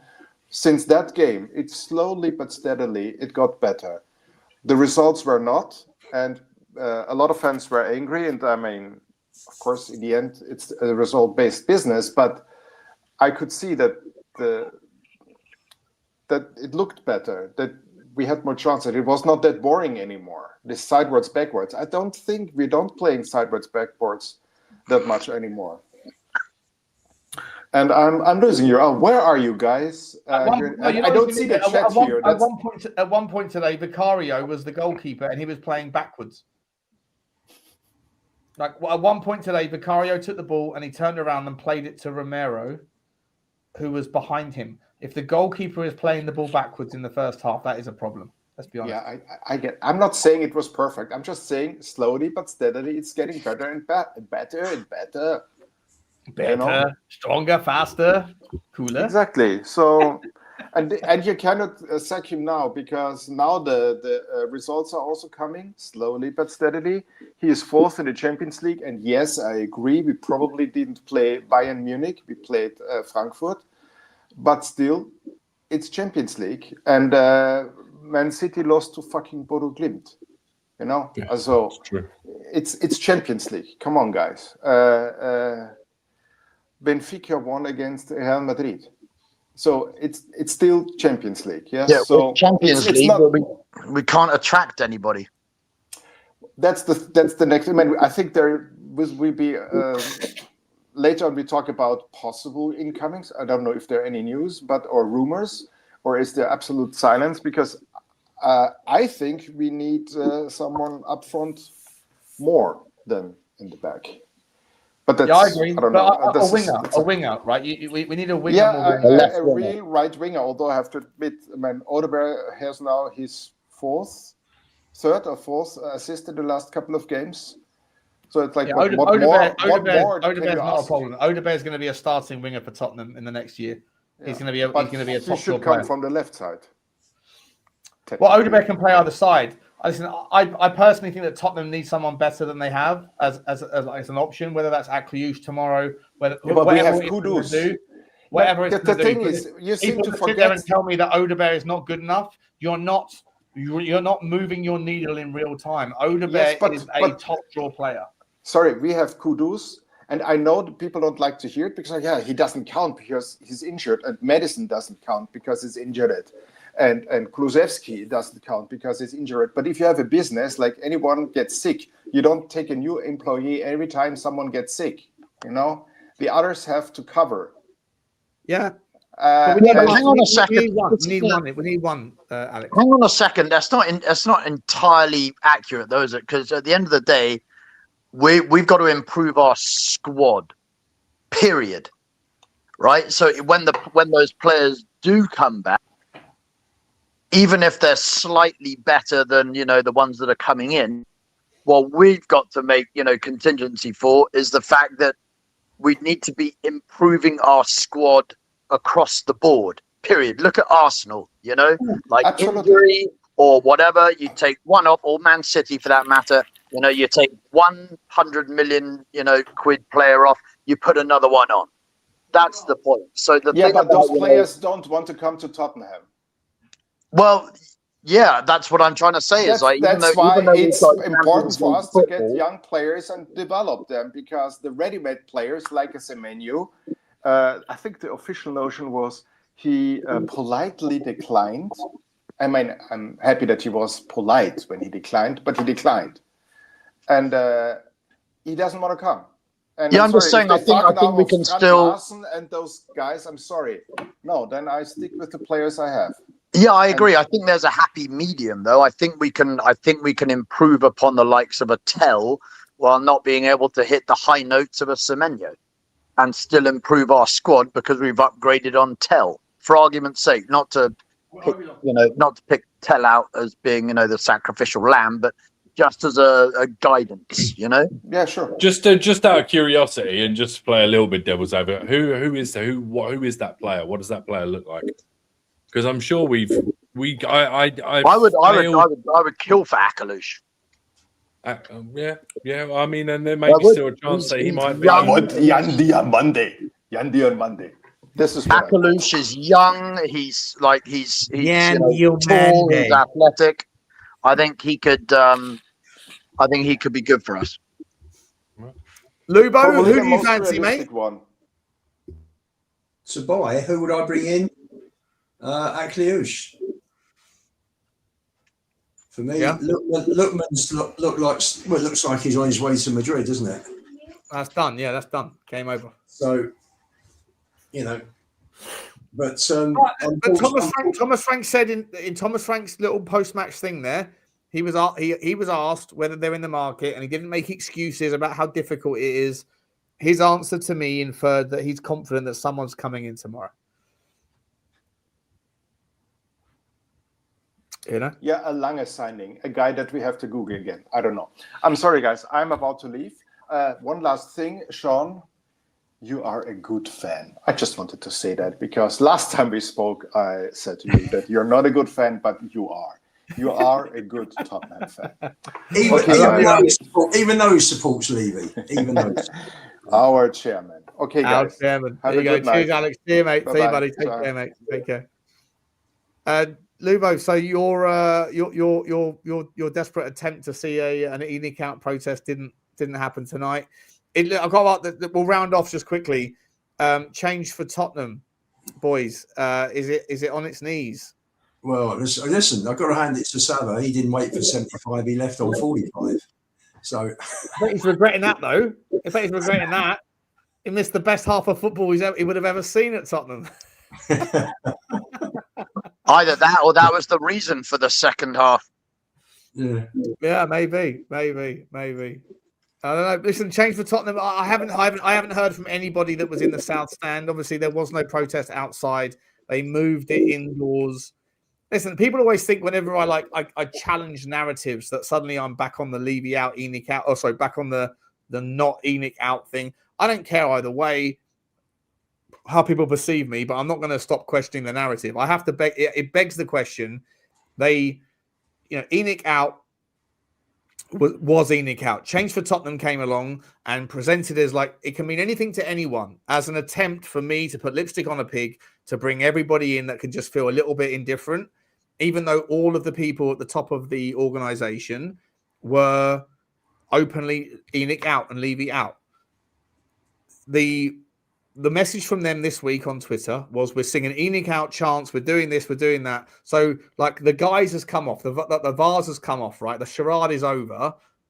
Change for Tottenham doesn't mean change for Tottenham. Change for Tottenham now, finally, they've exposed what they really want is ownership gone.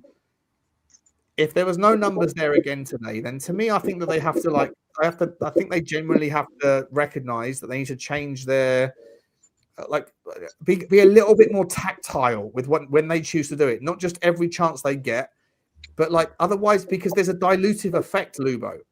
If people that are thinking about joining these things, they see that no one turns up, that no one's singing songs, they're not going to go. I think people have to shake hands with the reality that the match-going fans do not feel the same way as the people that are on YouTube or people that are on Twitter. They have to reconcile. But maybe not everybody feels the way that people think that they do. Sorry, let me put you on mute for a second there, Hugo, because you're echoing. like, and this is the argument that we had, Lubo, on Thursday. I had with Stel, and Stel was like, it was like he was incapable, and I think you as well, Lubo. I think that a lot of people that are like hardcore ENIC outers, like I think the narrative is like, no. Everybody feels the way we do, and the reason why the numbers are lower than normal is because we've got to invoke some imaginary fear of protest or whatever. It's bollocks. People aren't as engaged. Sean, people aren't as engaged. If you look at 50, say there's 58,000 Spurs fans in the grounds. How many? I can't believe there are that many out of 57,000 that are happy with what ENIC are doing with the club. It's not about happiness. It's not about that's not the debate. But hang on, not finished. I'm finished. No, because you've started on the wrong track. This is the thing. There is a difference between satisfied or dissatisfied, and change has to happen, and change looks like a new owner. That's not the debate. I would say a lot of people are dissatisfied. The majority of people are dissatisfied. But how many are demanding new owners versus how many are just like, do better? And Change for Tottenham tried to represent the people that were saying do better, but it was lipstick on a pig. And I rate Billy. I love Billy. He's a legend. I don't know the rest of them, but I've got nothing but love for Billy T, right? I don't know the rest of them. But all of them tried to suggest that if you just want better, then we're the movement for you. But in reality, they want ENIC out. And I don't think that everyone feels that way. Dissatisfaction is not the same as like vehemently wanting the owners gone. It's not the same thing. I just think that there are a lot of people that are very dissatisfied with the way the club's being run, but there are other things in their life and they're not as engaged in that subject as we are. So therefore, they don't feel the same way, correct? As a lot of the YouTubers are. I think that's logical. You know, for me. So therefore, they don't feel the same way. They don't feel as strongly. No. Right. They think the same. They don't feel the same way. When Stel says things like everyone feels the same way I do and people like me do, they're just scared of protesting. That's just patently fucking idiot. Like not him personally, but that's just an idiotic statement to make, right? It's not a dig at Stel at all. I'll get on with Stel. The guys that I go to football with, they're all ENIC out, but they can't be asked to protest. That's and that's my pal and his son and my son. You know, walking up. Yeah, my son's not happy. So three people that you know, because when I sit where I sit, there's four of us in a club that go to Spurs home. You know, every home game, and the other three want ENIC out, but aren't as engaged as I am to go to protest. And I think can you at least concede that not everybody feels that way? In terms, listen, people. Not everybody's ENIC out, Lubo. It's not that fucking difficult. How much evidence do you need? No, listen. To recognise that Matt Jones fans don't want ENIC out like you and Stel and people that feel that you way do. People want ENIC out, but they don't feel as strongly as I do. Oh, fucking hell, mate. They obviously don't care. They don't, mate. What is going on here? So they don't protest. They just want to go to a game. Why can't you just admit that not everyone thinks the way that you do? Why is it so pathologically? Think in what terms? When you say think, what am I thinking? I'm thinking that I'm dissatisfied with the club. That's what I'm thinking. You want ENIC out. You've wanted these guys out for years. Yes, correct. It comes across to me. It genuinely comes across to me like some woman with pink hair that thinks that everyone has to acknowledge. Everyone thinks a vegan. Hang on, let me finish my point. It's like a vegan. It's like a vegan. Johnny, Drew's getting his thing. Drew's getting his thing. You're doing your thing. A vegan hanging around with other vegans, trying to justify why it is that 1,000 people are going to Burger King and going, no, they all feel the same way we do about animals. They're just not willing to give up meat. No, maybe not everyone thinks the way that they do about animals. Maybe just maybe, Lubo, you're in an echo chamber. It's a popular echo chamber online, but maybe, just maybe, not everyone that goes to the game. And I don't know how much evidence that you need to face the reality that your opinion is not shared by everybody. It's shared by some, a lot online, for sure. I haven't got a problem with your opinion. I would welcome new owners as long as they were good owners and took us in the right direction. But I feel like it's like absolutely incompatible with the mindset of people that are hardcore ENIC outers, that maybe, just maybe, people that go to the game en masse don't think about Spurs and don't share that opinion. But to hardcore ENIC outers, it's like, no, that can't be it. I feel that way. Lubo feels that way. People that we go to the game with feels that way. And people that come and tell me that I'm right feel that way online. Therefore, everybody feels that way. And the only way I can reconcile that nobody else turns up to the protest is some absolute morality, like everyone's terrified of a protest. It's bollocks. Maybe, just maybe, people don't fucking subscribe to that notion. That argument with Stel. For me, I'm having it with you because you're the same as Stel. I've never said that. I've never said that. I think the closest like simile is kind of like. Let me answer. You've got fans who are happy with the ownership, that are never going to consider going to protest because they think differently. They feel differently about the ownership. You've got fans that are dissatisfied with the ownership but aren't as engaged and can't be asked to protest.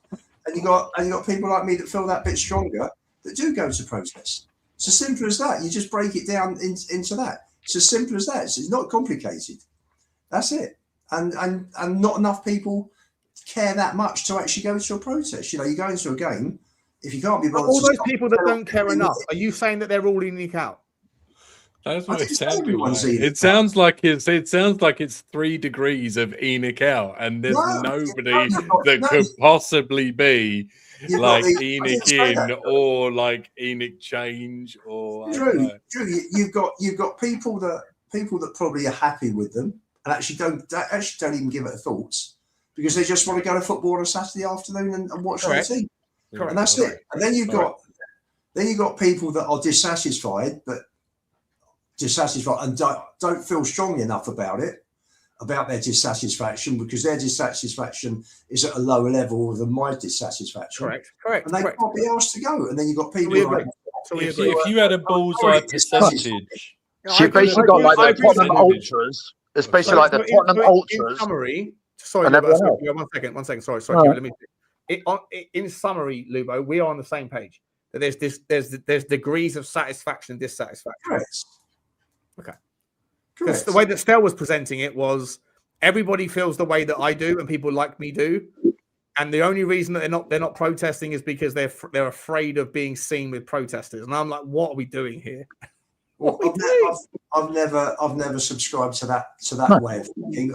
I just think people can either be bothered to feel strong enough to protest or they don't feel strong enough to protest. It's as simple as that. And the others don't care or anything. Sorry, it's a spectrum. No, I was just saying it's a spectrum, man. You've got like the ENIC outers are the equivalent of like, you know, your ultras at Lazio, basically, you know, and then everything else is a spectrum of kind of like, you know, slowly ever diminishing, you know, hatred towards ENIC from there on downwards. That's a fair comment. Yeah. What percentage? Big up to you, Perchy, for coming in. Drew and Hugo and Lubo. Before I bring Perchy in, just quick one-word answer. Or a sentence or whatever, 2 sentences. What percentage do you think of the match-going fans? Because I know if I put a poll up right now saying, are you ENIC out? I know I've done it a million times. I know it's 85% are ENIC out, right? But there's a lot of people here that are watching from Alaska to fucking Timbuktu, so they can't do it. And also, they obviously have a higher proportion of their interest in spending time talking Tottenham. What percentage of the match-going fans do you think are ENIC out? They are the problem. Nothing is ever going to get better whilst they're here. What percentage of the 60,000 people are ENIC out? 15 to 20%. Hang on. Regardless of whether they protest or not, Sean, is that what you're saying? Regardless of whether they protest or not. Yeah. Okay, so what I'm saying is the percentage of people that go to the game that might feel the way that protesters do, but aren't prepared to protest because for whatever reason they're like, they got their kid with them, or they're here for whatever. For Are we able to define an ENIC outer as somebody that, regardless of whether this current version of ENIC would change in any way, they would want them out regardless because they've been hurt detrimentally to the point where ENIC is just a poison, right? So that's the percentage of people we're talking about, right? The profile of people that feel the way that Lubo does, that Stel does, that Danny Kiriakou does, that Billy T does, that Levy Nomics does. That sort of profile, like nothing's ever going to change for the better whilst they're here. What percentage of the match-going fans feel that way? And that obviously includes those that do protest, but those that you think would protest but don't for whatever reason. Rather than it being a fluffy percentage, can we put a number on it? Like the capacity of the stadium is what now? Freaking Hugo, like 60k, and then let's give it like, of the 60k, like give it an actual tangible number. Okay, for me personally, I would probably think if you're looking at 60k, I would probably think there would be 40k that are dissatisfied in different levels. I would say I'm just being conservative. Everyone's dissatisfied. I'm asking specifically about those that want the ownership gone, and that includes this like make-believe percentage of people that Stel considers everyone falls under that wants them gone but can't be bothered to protest. Okay, if you're working it that way, then it's quite simple for me. I'm being conservative, just say 40,000. 2,000 protested in a couple last year. That is 5% of match-going fans. You're saying 5%, right? Okay. Yeah, 2,000 out of 40,000 for me. Yeah. Okay, cool. Okay. Are those people that feel strongly, but and then maybe a smaller percentage of that are prepared to protest, and then the vast majority, for whatever reason, can't be bothered, right? They're with their kids, their parents. It's whatever. Fair enough. So, fair enough. Drew, what's your percentage? I'm saying less than 1%, because if you can't even get 600 people to a protest, then you're like, what are we doing? Sorry. And Hugo? I don't know. I mean, we're talking about just the ultras, or we're talking about everyone, including the people that have umbrage but aren't prepared to do anything about it? Yeah, everybody that goes to the game. Everyone that goes to the game, I would think that, like, even including the ones that have an issue but aren't prepared to actually do anything about it, I would think maybe there's probably like 15k of people, but of those 15k, as we well know, there's probably on a good day only about 2,000 or 3,000 that are prepared to do anything about it. On the best day ever. The rest will sit there and bitch and moan about it, but when push comes to shove, won't do anything. Right. So between us, we're somewhere between 1% and 15% of match-going fans that would like the ownership changed, and less than 1% rock up to protest. Whereas online, it's 85%. Fair? Well, I mean, I've gone for 2/3, which is maybe below 85%, which is online. But I'm just thinking, some people are just going for the experience. Some people are just going because they follow Spurs, and and they don't actually give it too much thought. There are so many different brackets that you can put fans into. No, but I'm trying to bracket the people we're looking for here. The people that are the silent party that people like Stel thinks that every Tottenham fan really belongs to. And Hugo's saying somewhere around 10-15%. Drew's saying 1%. I'm going to come to Perchie in a second for his answer, but I'm saving up for Perchie because he hasn't had a chance to speak yet. I want to. Yeah, but hang on, Sean. I said of the like 10 to 15,000 people, there's only probably about 2,000 or 3,000 that are actually prepared to do anything. Right. Yeah. Hugo, you think it's only 15,000 that are unhappy with the way you're running the club? No, it's not the question. It's not Lubo. You keep moving the goalposts. I'm not talking. Sorry, sorry, Hugo. Your echo's worse than Johnny's when he's on. Let me bring you back in. The question isn't dissatisfied, because there's a spectrum of dissatisfaction. Okay. I'm talking about the people that are like, he has to go. They have to go. Those people, like you, like Stel, like Connor, people that say nothing's ever going to change, and like 85% of people that are probably in this chat and definitely on Spurs 5 and on Twitter, those people that are like Enoch out, those people, what percentage of those people are at the stadium?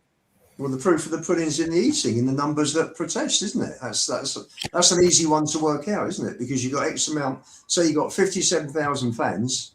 Take away the 3,000 away fans. You've got 57,000, and the most you've had is 2,500 at a protest, which is I don't know, so. You know, it's just under 5%. So there's your answer. Yeah, but Stell is invoking that there's a higher percentage of that. The point I'm making is Stell is saying everybody feels the way he does. They're just scared of protesting, which I think was just like ridiculous. But there's definitely some people that feel that they're Levy out or Enoch out, but they're not willing to protest. And I'm trying to figure out what you guys think that percentage is. We know the percentage of people that actually protest is less than 1%, but of the people that actually want Enoch out, that feel the way you do, Lubo, like Johnny's probably one of them, right? Johnny's Enoch out, but Johnny goes into the place where he gets his nice prawn sandwiches, so he doesn't protest. And there's people like him probably that are just going there, and for a bunch of different reasons. Maybe they don't want to expose their kids. Maybe they're with their girlfriends, and the girlfriend isn't interested in that shit. They're just there for a day out. But those people would still fill up the percentage of people that are Enoch out but won't be protesting. I'm trying to figure out what the gap is between those that feel the way of the protesters but just aren't willing to protest. And I think that number is less than what Stell thinks, more than what the actual number is. I find the one thing I just want to mention as well that I find regarding Spurs fans is when you had the Super League protests, you know, when everything came up on that Monday, I think, when what was it, 5-6 years ago, that there was a Super League and there were still only about 50 people that protest that day for Tottenham. And you look at the supports, you look at the numbers that the other 5 clubs had, the fan base that protested against the Super League, as you know, as a fan base. And Spurs was the worst by a long way. All the others, were 50 people. It was, you know, so for me, the appetite for protest with Spurs fans is not there like it is with other clubs. You know, I've watched United with their protests over the last year or two. We've seen Everton. You know, and Spurs the figures are a tiny percentage of what these other clubs. Of the numbers that these other clubs get. I just don't think. I don't know. I just think there's an apathy around the club that the fans have been affected by. I don't think there is. I don't know what the fans aren't the same. You know, when Tottenham Action Group were protesting against sugar, they were getting 5,000 to 10,000 every single time that they protested after a match outside the gates. There were 5,000 there. You know, we've had nothing like that. So. It's just not the same as it used to be. I don't know why. It's maybe because it's not quite as bad. I mean, isn't it just like the standard, like the cost of living as well? Like, I'm not being funny. Back then, you're looking at. I mean, it was. I mean, excuse me if I'm misspeaking, but it wasn't a lot to get from A to B and go and do something. Like, you know, I can remember my granddad and my dad and everybody talking about being able to go to a game, go and get some food afterwards, a couple of beers, and based on what you were earning at the time, it actually really wasn't that much. Whereas now you're expecting people. I mean, last time I was in England, it was the better part of 15, 20 quid for a travel card. And like people are probably even scared to just do that. Do you know what I mean? For the sake of going and protesting. So I can understand, you know, if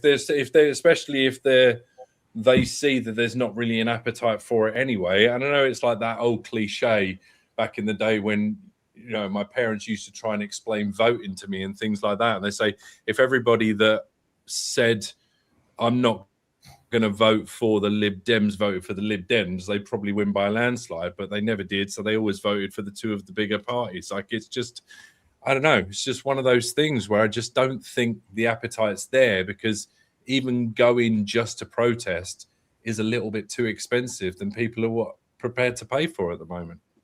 Yeah, it's a mission to get up to Spurs.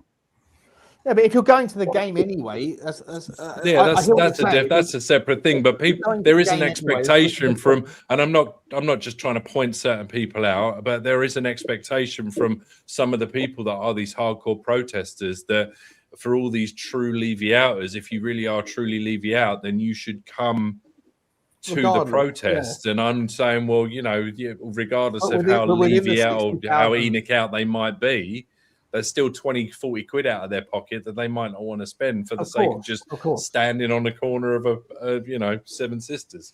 Of course, but if you're going to the game anyway, this notion of standing one side of the road versus the other for 5 minutes, if that's too much to ask, it isn't. It's laughable, and people that feel that strongly can't get their head around this notion that maybe not everyone feels that way, and the notion that they'll make up excuses to justify why they don't. And I can't stress strongly enough that logic is all I'm aiming at here. And the logic suggests that maybe, just maybe, the vast majority of people that go to the game, for whatever reason, they just don't feel as strongly as those guys do. Perchy, how you doing, mate? Welcome.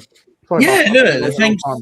No, it's fine. Thanks for having me on. I think, to sort of go on to this sort of point, I'll sort of go on to it. I think you're right.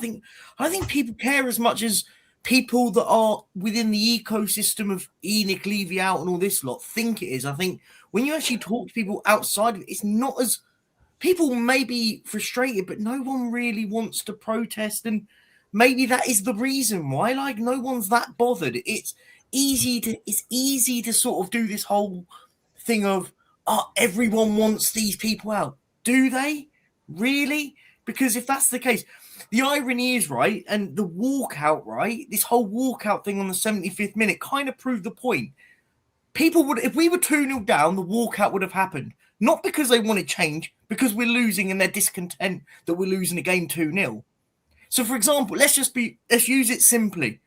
If that's the walkout on the 75th minute only really resonates if we're losing a game of football. Let's just say, hypothetical, at the 75th minute, we're 3-0 up against Man City. You really think people are walking out? No. The reason why they did it for the 75th minute on the Man City game, because it was a higher chance and a higher probability that we would be losing at the 75th minute against Manchester City, who arguably are one of the best teams in the country. That's the reason why. Let's be fair, you're not doing that if you're playing Wolves at home, for example, because there's a higher chance we're probably not going to be 2-0 losing to Wolves on the 75th minute. It almost backfired on that part. And the thing is, right, if people cared that much, they would have done it if we were 3-0 up. They don't. It's all about the optics of how we're doing in the game, right? On a certain thing. On a certain moment, right? If, for example, we're on a 6-7 game win streak, no one is worrying about Enoch out, right? If we're winning games week in, week out, no one cares. And that's the difference. It's not about... It's for the vast majority. I'm not talking about the portion of people that want change regardless of results. I'm talking about the massive volume of people that want to do the whole walkout and they want to protest and everything. It is only discontent when we're doing badly, because if we're going on a big long winning run, no one cares. The vast majority do not care. Yeah, listen, I'm just looking at change for Tottenham's play. Listen, by the way, like I say, this is not me having a dig. This is me just doing analysis, right? This is what we talk about. I'm not trying to shape anything either way. I know I'm always going to get the hate because I'm the only person that goes against the grain, right? But I'm only doing it for the purpose of balance and argument. Alex, THFC for life. Not too many with us, but we did the 75th minute walkout. I mean, not too many. Jesus There's Christ. no one there. That's outside the Have a fucking word. What? I bet not there was more people that walk around at the 30th minute having a cigarette. Like I was going to say, not too many implies plural. Fucking hell, what are we doing here? Listen, why would you publicise that? That is absolute love, absolute respect for my man Billy T. I love the guy to pieces. I think he's an absolute legend. So this is not me having a crack at any of them. I don't know the rest of them that run the show, right? But I just got you got to at some point. You have to at some point just maybe consider, first and foremost, for me, my advice to them would be set up a sponsorship to your theme, right? Charge £10 a year. Okay, £10 a year is nothing. It's £1. It's 80 pence a month.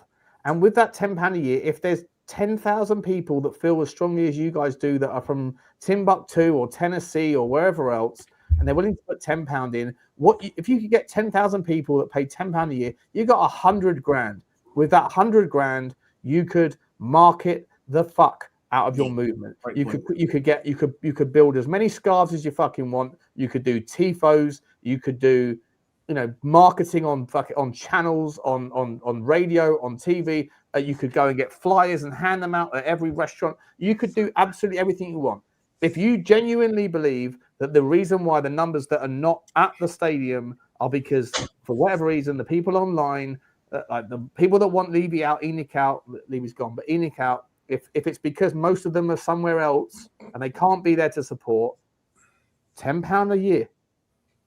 Here's a question. 100 grand. And I'm not saying that should then be commercialized to the point where you have paid representatives where 30 grand of that goes to someone who's the CEO. No, keep it as a non-profit organization. All of 100 grand of that goes into buying your scarves, your flags, all that stuff, and then see if you can create something. Like it needs to be better organized rather than doing like lip service things like walking out on the 75th minute, because if Tottenham were 4-0 down, people would have walked out on the 75th minute, but they would have walked out at the 60th minute as well because the game was over. The fact that the game was still on, no one's walking out. It's not for me, I look at it and think it's not an intelligent way to organize a movement. And if it's true that most people that go to the game don't feel that way, but online there is a significant percentage of people that do feel that way, monetize it, and then you can, with that money, you can organize and orchestrate a localized vibe that represents the online vibe. It's not that complex. It's not that complex. It's mental to me that there's no membership to C4T. It really is. How many people?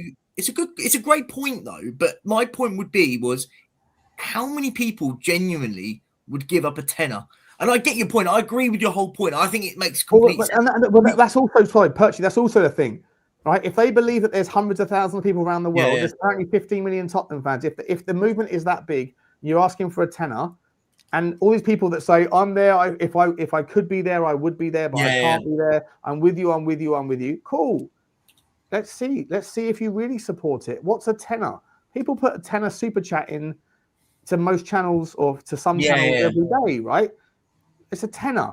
If you really back it, but you can't be there to make the numbers work, then your tenner could go a long way to helping change for Tottenham, create something that is more visual.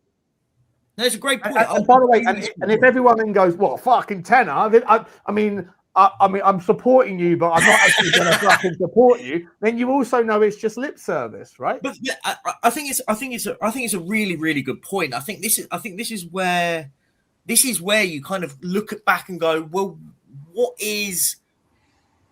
where is the sort of level of it? Because it's easy, right? Isn't it? And I think this is the key bit. It's easy to be stuck in an echo chamber of everyone that believes the same thing and thinking that the world thinks that way. It's very easy to do that, right? When you're sat around a table with 10 people that all think the same way, you go, well, everyone around here thinks that. That means we all think that.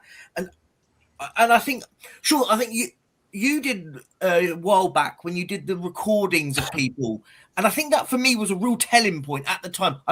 I think you should. I did one take Tottenham. I did one random I think you should do it. I genuinely think you should do it again because I think that really resonates. Because I think when people think, that everyone feels that way, you walk around with your camera and you record someone and say, "Look, just answer these 2 questions quickly, and I'll go and ask the next one." And the amount of people when I watched those videos when you did them back in the day, and you get 1 9 out of 10 people. Yeah, right? And I deliberately did it as one take so that no one could accuse me of cutting and slicing out the people that fits the narrative. I did one. You saw people going, "Get out of here, you fucking idiot YouTuber! Fuck you!"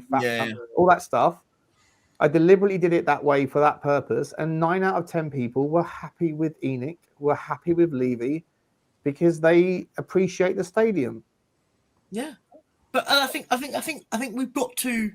Where Up your range, by the way, this and by the way, this isn't my viewpoint, but it's you've kind of got to get to a position where it is what it is, right? And let's be fair, what change and people can market to however they think change will happen. It's not going to make. Let's be fair with it. You need all, right? money, mate. Listen, you could be like the next Nigel Farage or the next Keir Starmer or the next whoever. And you could be saying all these things in the pub, and everyone's like, mate, you should be prime minister. You fucking nailed it. Yeah. Like, what does it take to get to that position where 50 million people are hearing your message and where you can like create a movement? It takes money. Of course it takes money, right? Change for Tottenham, for whatever reason, not monetizing their product, not monetizing their movement, because they're fearful of it looking like it's like an agenda. No, cash grab, set up an NGO, a non-profit, right? So that you don't take. You are all volunteers. There's nobody that's full-time employed. You are volunteers of your movement, and every month, every penny that you bring in is there to be seen on the outlays of where it goes and who it goes to and how it's spent. So you can't be accused of being a profiteer, but you need money. You need money to do it. Right? And let's see. I asked that question a minute ago, and 5 people in the chat said, "I'd pay £10. I'd do it. Do it. Change for Tottenham." I think it's a really, really good point, and I think you've also got to get to level because it's all well and good looking at you. I think the good examples are Man United and Newcastle. I think they're the really prime examples of this sort of thing where. I mean, Newcastle hated their owners so much that they didn't turn up to games, right? Newcastle fans to the park weren't going, like the stadium was a third full. You had Man United fans, well, I don't condone it, but they were kicking in the place. I don't condone that behaviour. I'm not saying that people should be doing that, but like they're at a position where they've got tens of thousands basically rioting outside. Again, not condoning that behaviour, but and you could tell that was the difference of it, right?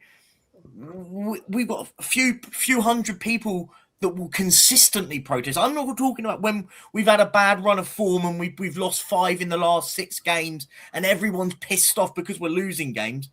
I want to see the levels of it when we're winning games of football. That for me is always the telling point on if a protest is legitimate. I'm not saying they're not, but I'm just hear me out that people care that much that we're winning 4 games in a row, but we're still pissed off. Like, let's be fair. If we, as I said, if we want to run a games of 5 wins out of 5, no one gives a shit.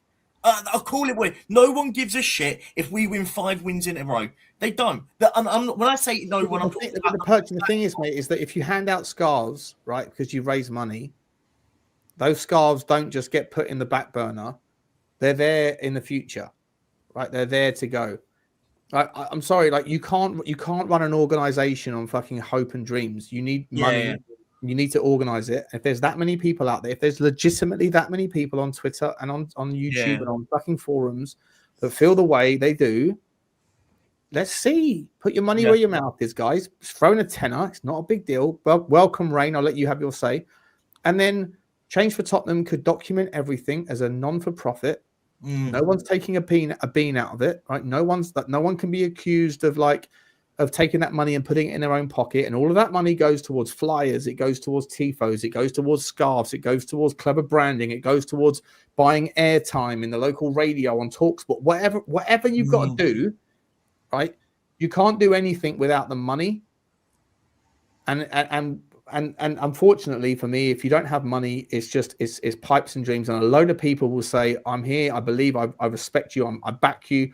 Okay, well, if you can't be there, but you really mean what you say, a tenner's not that much to ask, right? Yeah. And all that on over thousands of people, it gets to a big number. Rain, I'm going to bring Rain in, and I've got Connor's coming as well. Connor's going to come in with some logic here as well. Big up to you, Connor. Rain, what are you saying, man? Thanks for waiting. Sorry, I'm going to shut up now. So you know what I'm like. I'm a bit of a social tart, as it were. I'll happily chat to anybody. And at Theobald Grove on the train on the way there, I was having a chat to a couple of groups, and these two older guys, we were having a chat, we were having a moan about the lack of transfers, and about the cycle, and one of them said it's just, he said, nothing will change though, and not even with that change lot, they don't do anything, and nothing will happen with them, it just is what it is, and I got my flag out. And I was like, actually, I'm kind of one of those, and I think you're right, mate. I think without the fan base, getting behind it and actually putting some weight behind some kind of awareness that the fans are not happy, then things won't change. I was having a chat with another couple of guys, and the reality is everybody agrees. Everybody agrees that the way that things are being run, what we're getting for the bang that we're getting for our buck is not good enough. Everybody agrees to it. Sorry. Who's everybody? Well, everybody I talk to agrees. Anecdotally, yeah. Okay. But I mean, I haven't done a Survey Monkey on it. I can only talk about what I see and what I hear. And let's be clear, everybody says I'm not getting the bang for my buck, but that doesn't mean that they want ENIC out. That doesn't mean that, like me, they've come to the conclusion that the way we do transfers and all that, they just know that they're not getting what they want, right? They're not thinking about it as deeply. But when you go and start talking to them, and I say, the fundamental thing that I want changed is I want us to stop treating the end of the transfer window like that's the milestone we should be hitting. The milestone for me, you got the first day of the transfer window, that's milestone 1. In the summer, the second milestone is the start of pre-season. The third milestone is the start of the Premier League. And the last one is when the transfer window closes. But we seem to treat the close of the transfer window like the target you should be hitting. It's absolutely bonkers. We bought Zabi. We played 3 games. Do you know what I mean? And he gets no pre-season and doesn't get to work out how to play with his teammates. It's absolute. And then we expect him to hit the ground running, and we've got people going, "Oh, he's clearly not good enough." But also, we need. I'm very clear. We need to stop. We need to start buying. We need to be buying players who are the right profile, over 21, so that they're physically matured and mentally. I hear you, mate. But we can. I don't want to get off the topic though. Right now we're talking about change for Tottenham. But my point is, sorry, yeah, you're right. I've drifted into a rant. But my point is, there's people like all along that spectrum, right from ENIC out, right, to people who are mildly displeased. But everybody wants change, and like we were talking about it in the summer. No, not everyone wants change though. How do you? Well, everybody wants the club to change the way that they're delivering the service that we're getting for the money that we pay, and I think that's pretty uncontroversial. I think that's a pretty uncontroversial. I think everybody wants to see better performances on the pitch. The percentage of those that require that to look like a certain thing is not everybody. It's some percentage of not everybody, whether that's 10 or 95 or whatever else is up to debate, right? We'll never know. But everybody, most people are dissatisfied with what they're seeing on the pitch. The way that the club is run, I don't think it's fair to say that everybody wants the club to be run differently. Absolutely, completely agree. So, and the point is, you got the people who are like, on this extreme, and you got the people on the other extreme where they don't, they kind of just want to turn up, and then you've got, we talked about this in the summer, you've got the 90% in the middle who want some form of change, and we don't have any control over it. We cannot go to ENIC and go, we want you to change this, this, and this, and you have to do it now. The only way we can do that is to get shares, right? So what? The only thing we can do is raise the awareness of how displeased we are, and for them then to actually deliver some kind of physical change. But we don't have control over it. We don't have control over what that change is. No, but you're never going to have that, regardless. I agree with what you're saying there. I do agree with you, Rain. Connor, bring you in, mate. How are you doing, buddy? Were you at the game? Yeah, I'm all right. I wasn't there today, no, because I had a prior commitment with the kids, so I'd already sold my ticket. But you sold? Yeah, look, I think for the game. Yeah. Come on, I might never. Oh no, normally not for love nor money. Yeah. But I managed to. Look, for me, I think it's. I think you were coming up with some quite interesting things as well before, Sean. I think we've probably spoken a little bit about it before. I mean, just going back to your very, very earlier question around what percentage of match-going fans do I reckon want ENIC out? Because I think I agree with you. There's a distinction between wanting the owners to change versus being unhappy with the current state of the club. Unhappy with the current state of the club, I would suspect is 90% plus, right? I don't think you would get more than 10% of people come out and go, we think ENIC are doing a fantastic job. For sure. I think you've probably got a percentage of people, to be honest, that go to the games who probably don't even really know who ENIC are, right? I reckon there's that percentage as well, because they're just not interested in that side of things. They just want to go and watch a football match, right? Yep. I think of the match-going fans, those that actually want a change of the ownership, I suspect it's about 20% is my guess. And because I don't think it necessarily directly correlates with who turns up to protest because of the reasons, of apathy, thinking protests will make no difference. I think culturally there is a thing in Britain about protests anyway that you never get. I think you might be like the father might want to go, but the wife doesn't. The son's not interested in that, or they don't want to. Yeah, I agree. I agree. I mean, look, we live in a country where you can only get 60% bother to turn up to go and vote, right? And that's where you actually have the ability to be able to change using in power. So I think there's a little bit of that in it, but I reckon it's probably about 20%. I would say as well of the match-going fans, you've got a number of the ENIC outers who have already made the decision to no longer go to the games, right? So they've already fallen out of the people that you could potentially attract for this type of action. That's fair as well. I think when the Trust last did their survey last year, I think it was about 50% of the Trust. They polled about 5,000 people. About 50% wanted a new ownership. Who gets 99% were unhappy with the who gets polled on those things? I never get polled. Who's the people that get polled? They do members or non-members. It's just like a survey monkey style thing. So it's 5,000 people. Anyone could do it, right? So now of that 5,000, a lot of them, if you're going to bother to do it, you expect that it's going to be people that are unhappy. So, but anyway, it gives you a piece of evidence, and I think you're one of your sort of one take walk through it. Be interesting doing that now versus 2 years ago, because things have moved quite dramatically in terms of performances on the pitch. So I suspect you'd probably get more people. Yeah. But look, I think things like today, what has happened, I think are really, really damaging to the movement, to be honest, because I think what you end up doing is you make it look like a fringe movement where no one really knows what they're doing.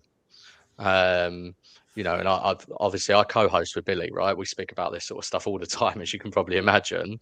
Sure. And there's lots of different people involved in Change for Tottenham. Obviously, everyone's got different ideas. No one really knows. They're all doing this for the first time, right? None of them are professional protesters. Not that such a concept exists, but you get my point. They're not people. Oh no, it does exist. Oh no, it very much does exist. Well, yeah, you know what? Yeah, very much does.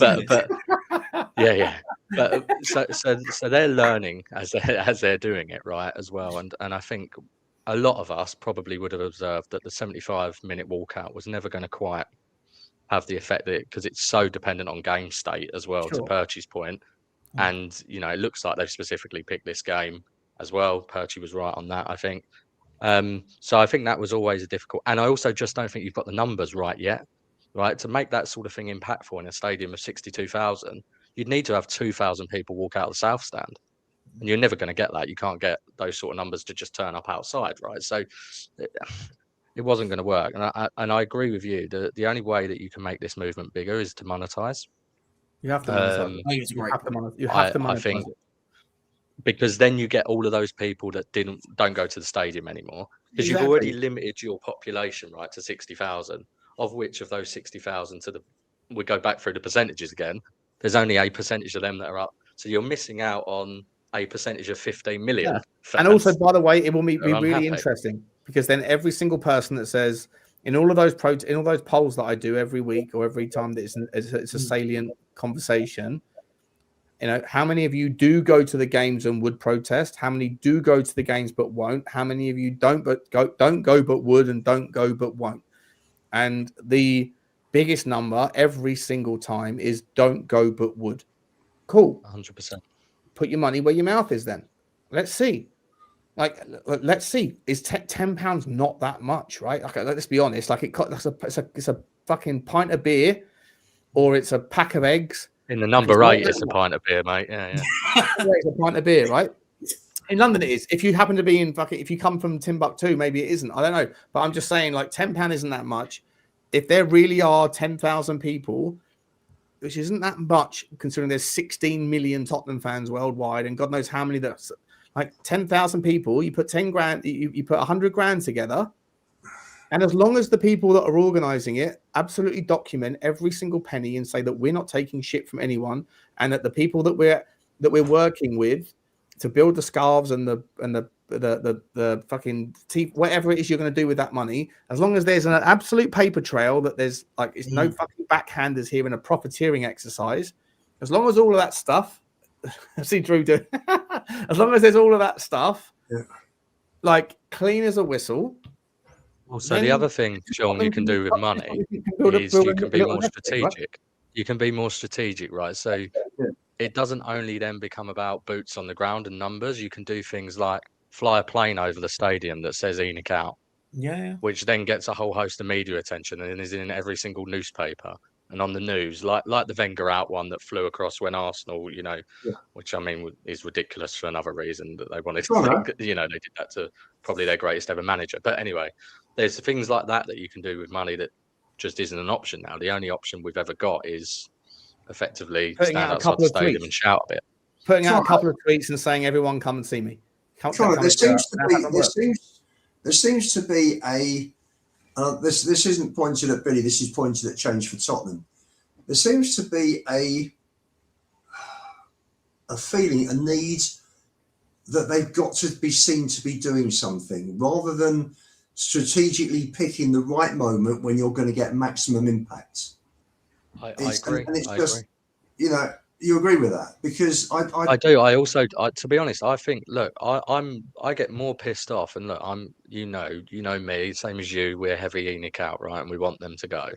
Yeah. But I get more pissed off when I look through Twitter of people that are meant to be ENIC outers diminishing the protests and going, oh, look at the, you know, I've seen it today. If you scroll through Twitter and you look at some of the hardcore ENIC outers, and they're the ones that are diminishing Change for Tottenham more than anyone else, right? Going, oh, look at these are a load of jokers, or these are, and that's just unhelpful, right? But I think it's because, to your point, it becomes dilutive, doesn't it, if you keep trying to do something. But I think they're reacting to the noise that they're getting from their followers that are ENIC outers, you know, feeling like they need to be doing something, and it just isn't as strategic as it probably needs to be. There doesn't seem to be anybody who will look at the big picture and then decide whether it's the right time. You know, there was last season, the last home, what was it, the second to last home game of the season was Palace, wasn't it? Which was the Sunday after we reached Bilbao. And they didn't pull it. And it was me, it was you and your family and about 10 or 15 others. And that was it. And it's like, what are you doing, guys? Why are you protesting 10 days before a European final, the first European final we've been in for 41 years? And, you know, I'm with these guys in what they want, but it's got to be done properly. That someone there has got to stop and pull back and pull everybody back, because it's like, someone's there got to be strong enough to pull back. It's like a runaway horse, and it doesn't matter where the horse goes. The horse should be going down a track. You know, there should be a focus, and the horse can run anywhere. And this is what's happening here with Change for Tottenham. You're getting unsuccessful situations that are not helping their cause and not helping the cause that they believe in. And every unsuccessful one you have ends up, you end up, you're going to get to a point where it ends up dying completely on its knees, right? Because when fans, to my earlier point, when fans are seeing unsuccessful attempts at things, they're then going, oh, do you know what? We can't be associated with this, right? Everyone has that natural, herd mentality type of point. Right. Correct. Had they if you fail in numbers, you have a dilutive response. 100%. Had they left it last season? Diminishing returns. Diminishing returns. The Man United, and the Southampton process were well attended. If they'd have left it there, brilliant. They'd have left it there. Everybody would have had there would have been a feel-good factor. We got good figures. The numbers have shot straight up from the previous ones, the previous year where Brennan Johnson organised the 50 to 100, whatever it was, out opposite the Spurs shop. All of a sudden, you've got 2,500. I think it was about. Personally, it was 2,500 and 1,500. So you got 4,000 over 2 protests. So fine, and that was well. The timing was good for those, but to have one straight after we've reached Berghvall, I thought was just, what on earth was anybody thinking there? What did they think they were going to gain? It's when you're working on something like this, there's got to be a risk or reward. There's got to be a risk or reward. Still, not everyone has strategic. Not everyone has, that's involved when, it's in a non-monetized capacity in its current state. Not everyone is a strategic marketer that can work out, if as soon as you bring money into the equation, you can also bring expertise or people that are specialists in their field, right? Which means that you identify, when the best time to conduct these sort of protests is going to be, how to do it, when to do it, where to do it, what mechanism you're going to use to do it, what channels you're going to use to do it, and all the rest of it. Whereas if you just got a bunch of people that are just, the only thing that unifies them is, their mentality, but you don't know how to intelligently deploy that in order to raise the awareness, in order to drive people to actually take action, in order to realize a critical mass. Because, by the way, once you reach a critical mass, people are sheep, and once you reach a certain number, then everyone will be on the wagon, on the bandwagon. But it's getting to that point, and as Sean has identified, that's going to take money in order to pay for the services of someone that knows what the fuck they're doing. Yeah. So sorry. You pretty much got to where I was going to interject with Lubo. A big reason why they were looking to just carry on with Palace was because they had momentum from previous, and they've got an awareness and communication problem, right? Of all the people I said I was speaking to, none of them knew that there was a protest planned today, apart from one guy who's sitting behind me, who always leaves on 75 minutes anyway. And he said to me, "So, Rain, are you leaving? Are you leaving with us at 75 minutes today?" And he was the only one. Okay, and I've talked to about 15 people on the way to the stadium and in the stadium, because I talked to loads of people. And so we're aware, because we're on YouTube, and all the people in chat are aware because they're listening to this. There's some people on X. I don't know. Do they go on Facebook? But then you've got all of the other people who aren't on social media, unless you get those people. So if you've got money, maybe somebody's outside the stadium and ticketing, maybe leafleting people. Right. Well, look, wouldn't it be? Look, I'll just jump in quickly because I've got to shoot in a second. But I think Ray makes a really, really good point, right? I mean, outside of the social media zeitgeist that we think is the biggest thing when it's the smallest in comparison. I think it all comes into full circle. I think there needs to be some level of a membership. You pay, as Sean said, you pay a £10 membership to join CFT, and they create a mailing list where you get a text message to say, on this match, we will be protesting from this, blah, blah, blah, blah, whatever. You can create it in whatever way you want. But also, I think I think to go back full circle, if you have a membership, you undeniably understand the actual care for this. You might do it and you get 20,000 people that do it. You might get 2,000 people that want to put a tenner in. You will then understand the level of how much people care, right? And I think that's the key bit for me. It's all well and good not actually knowing it. Again, it's easy putting out a poll. If Change for Tottenham put a poll out, you know that 99% of the people that are using a poll from their perspective are people that want change, right? So, as I said, paid membership tells you that if you get 10,000 people or you get 20,000 people or 100,000 people you find out are happy to put in a tenner, there you go. That tells you you've then got your momentum. As long as the leaders do it in a not-for-profit. Of course. Yes, there has to be a proper structure, and there has to be everyone at the top has to maintain complete and utter transparency of where that money goes, who it goes to, what it's for, and none of it goes into any backhanders. None of it goes to any leaders. None of it goes to any any marketing agencies that happen to be run by the people that run the, if any of that ever comes out in the wash, you will be absolutely destroyed. Yeah, you'll be game over. Of course.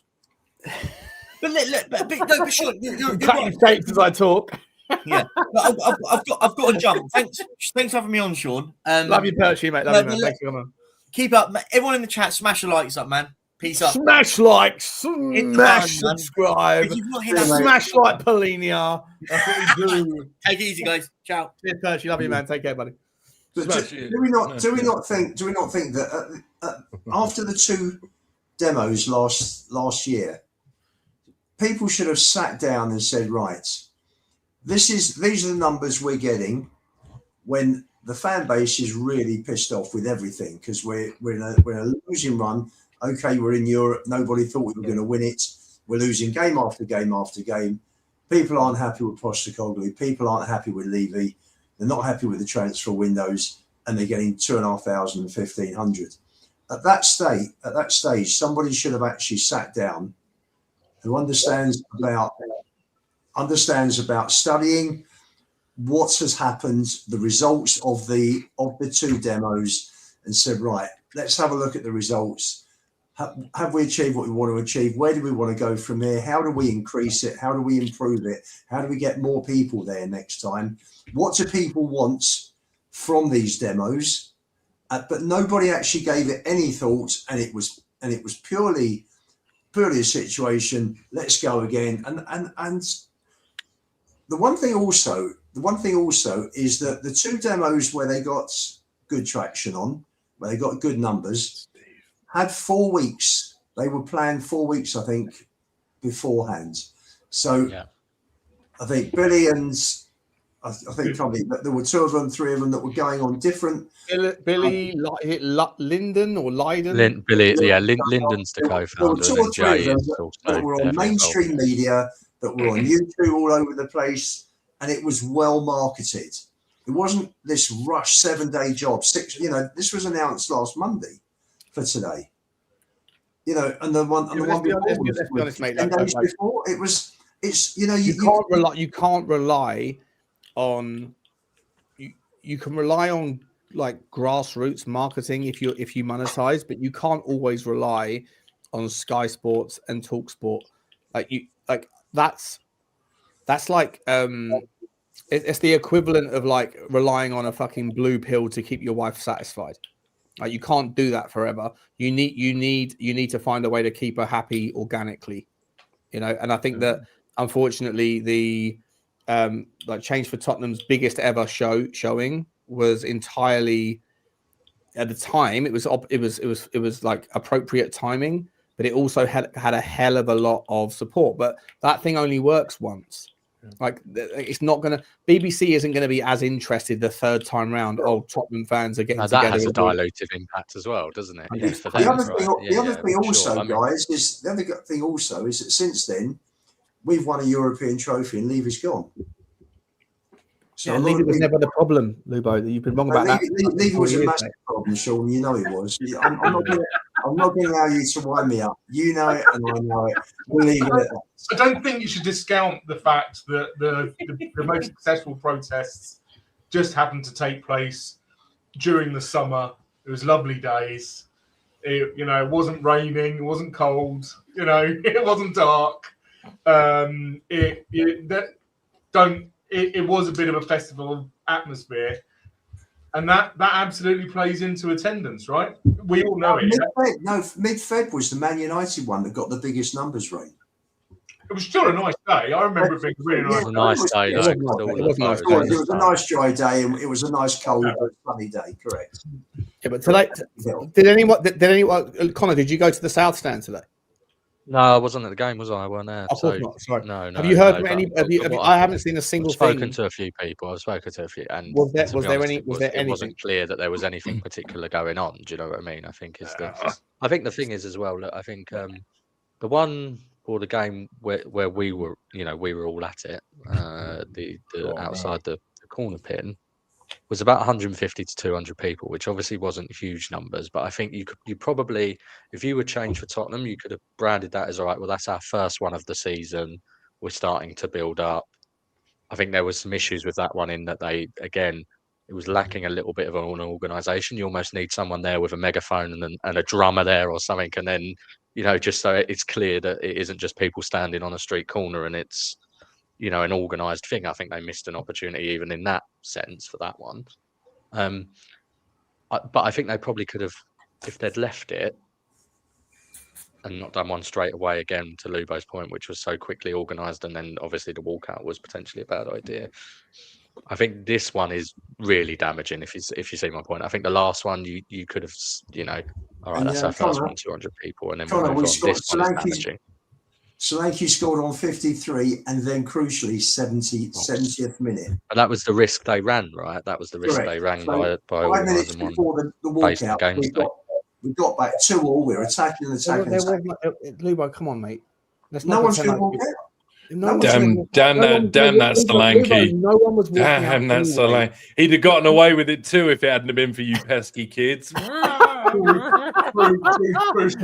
Lubo, you're going back to this notion again. Like I have to be like maybe just verging on rude here, but you guys go back to this notion that everyone feels the way that you do. There was no intention for anybody to leave at 75 minutes, regardless of the situation, because of C for T.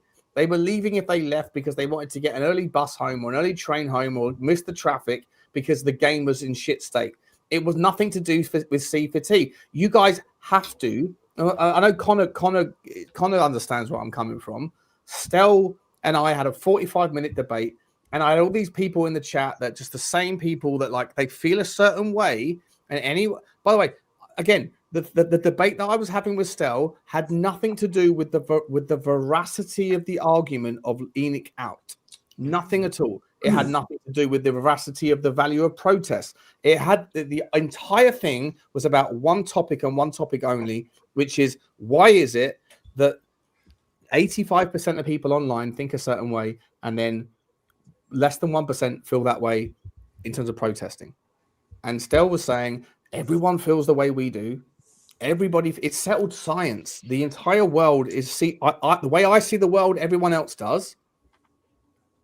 And the only reason I can make sense of the fact that no one protests is because they're scared of protests. It's such a fucking delusional narrative. We've had that discussion. I know that, but I'm just saying. But you're saying the same. I'm bringing it back. I'm bringing it back, Luba, because you're saying the same thing. If it wasn't for the fact that we scored in the 70th minute, they might have walked out. No one gave a fuck. No one was aware of it, or no one cares about it. That was the problem, Sean. Was that just wasn't marketed. And if No, you're not, people that go to the game, Lubo, just get your head around the fucking idea, bro. Get your head around the idea that not everyone feels the way that Change for Tottenham do. And we know that. We know that. It's obvious, mate. So with my sort of colloquial sort of talking to people, what I'm trying to say is, and I'll try to boil it down. Sorry, I'm not trying to do a Sava here where I'm not interested in people, but Surreal, you're doing exactly the same fucking thing. You're doing exactly the same fucking thing. I'm not trying to play down anything. I've been to every protest. I've been to every protest that I could be at. Okay, mate, I'm not diminishing the notion of it. You guys have to get your head around the fucking concept that not everybody feels the way you do. And that's the important thing. The important thing is that everyone I'm talking to can agree on certain facts, right? They can agree on certain facts, in particular about the fact that we're not getting the bang for our buck, right? But what they're not doing, which is the problem that you, Sean, have had with Stel, is that they don't come to the same conclusion about what to do about it. That's basically it, in a nutshell, right? So they agree that something has to change, but whether they're going to be involved in, or whether they feel like they can be involved, whether they feel like they have an impact, they can have an impact, it directly impacts the amount of input they just dissatisfied with the football, and they think, Some you know just what? don't care enough, do they? They just don't Exactly, care enough. That's the thing. Maybe it's not about not caring enough. Maybe it's just that they go, you know what?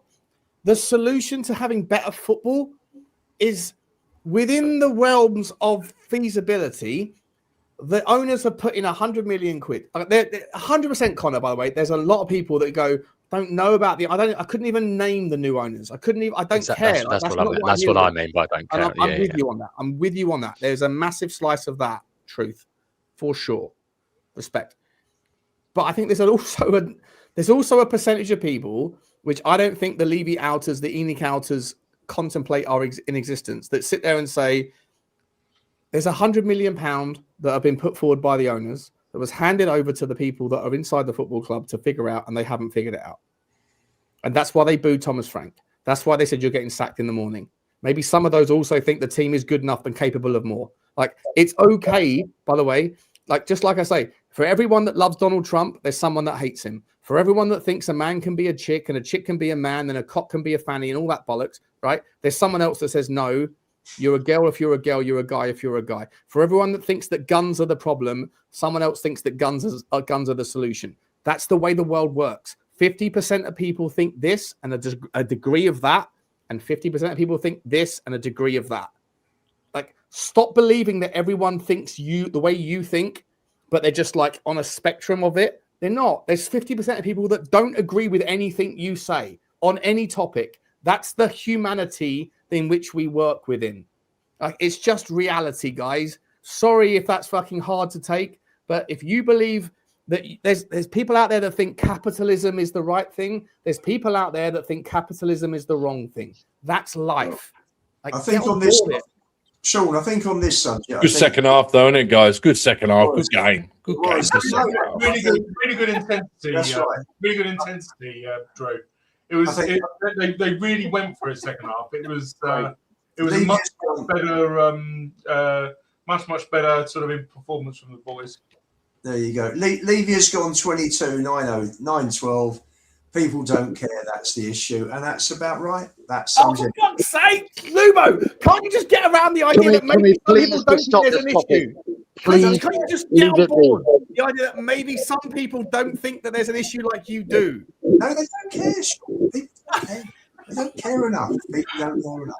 Well, yeah, if they don't care about it, if they don't know about it, and they don't choose to know about it, then they don't care about it. Lubo, listen, Lubo, you're a passionate Tottenham fan, right? Let me ask you this. You're also a passionate member of your. I don't want to get into the specifics, but you're a passionate member of your faith. Okay. Yeah. Are there or are there not people that just do not see eye to eye with you on your faith? Well, of course there are. Right. So it's not like those people are the same faith as you. They're just not quite as like hardcore about that as you are, there's some people that just don't agree with the way you think about the world in terms of that topic. Is it not possible that the debate here is not just about caring, it's just not agreeing? That there's some people out there that might actually be okay with where Tottenham are at. They might be a little bit dissatisfied with where we are temporarily, but they don't really see the ownership as a problem. You're putting everybody into the bucket of everybody thinks there's a problem. It's just some people are here within the problem spectrum. Maybe some people don't see the owners as a problem, Lubo. Is that possible? I did say that earlier, Sean. If you remember, I did say there are some who think ENIC are okay. There are others who just don't care either way, couldn't give a damn. And there are others who aren't happy. I mean, Connor said he thought 90% of the Spurs fans are dissatisfied with what's going on. And then you got people going down the spectrum from hardcore. So there is a complete full gamut of perspective on everything in life. Right?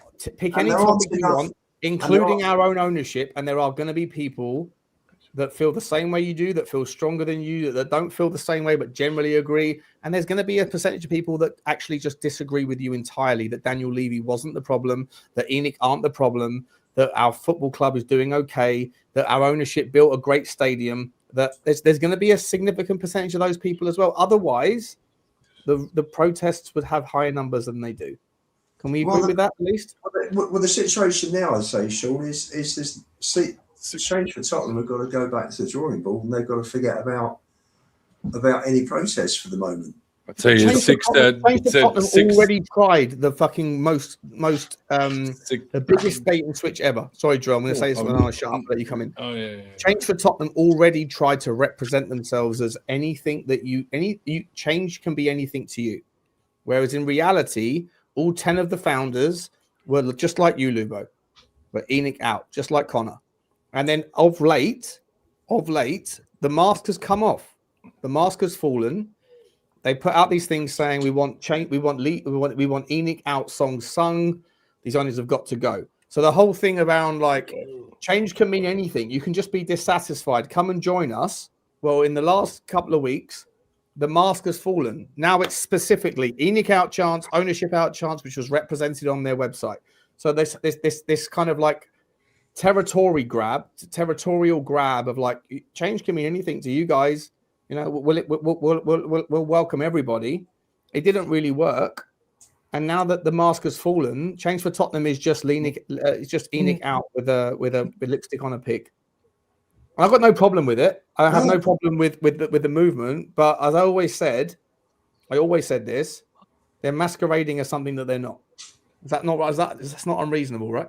No, I don't think it's unreasonable. I think part of it. To be fair, change for Tottenham were fairly successful in terms of splintering off from the original protest by Daigle and Tel, probably by doing that bit initially, because they were trying to appeal to more moderates, right? And I think that was their spiel. It's a bit like, you know, Reformer taking on maybe policies that wouldn't necessarily be the same as what UKIP had under Nigel Farage, right? There's a slight movement because you're trying to make yourself electable.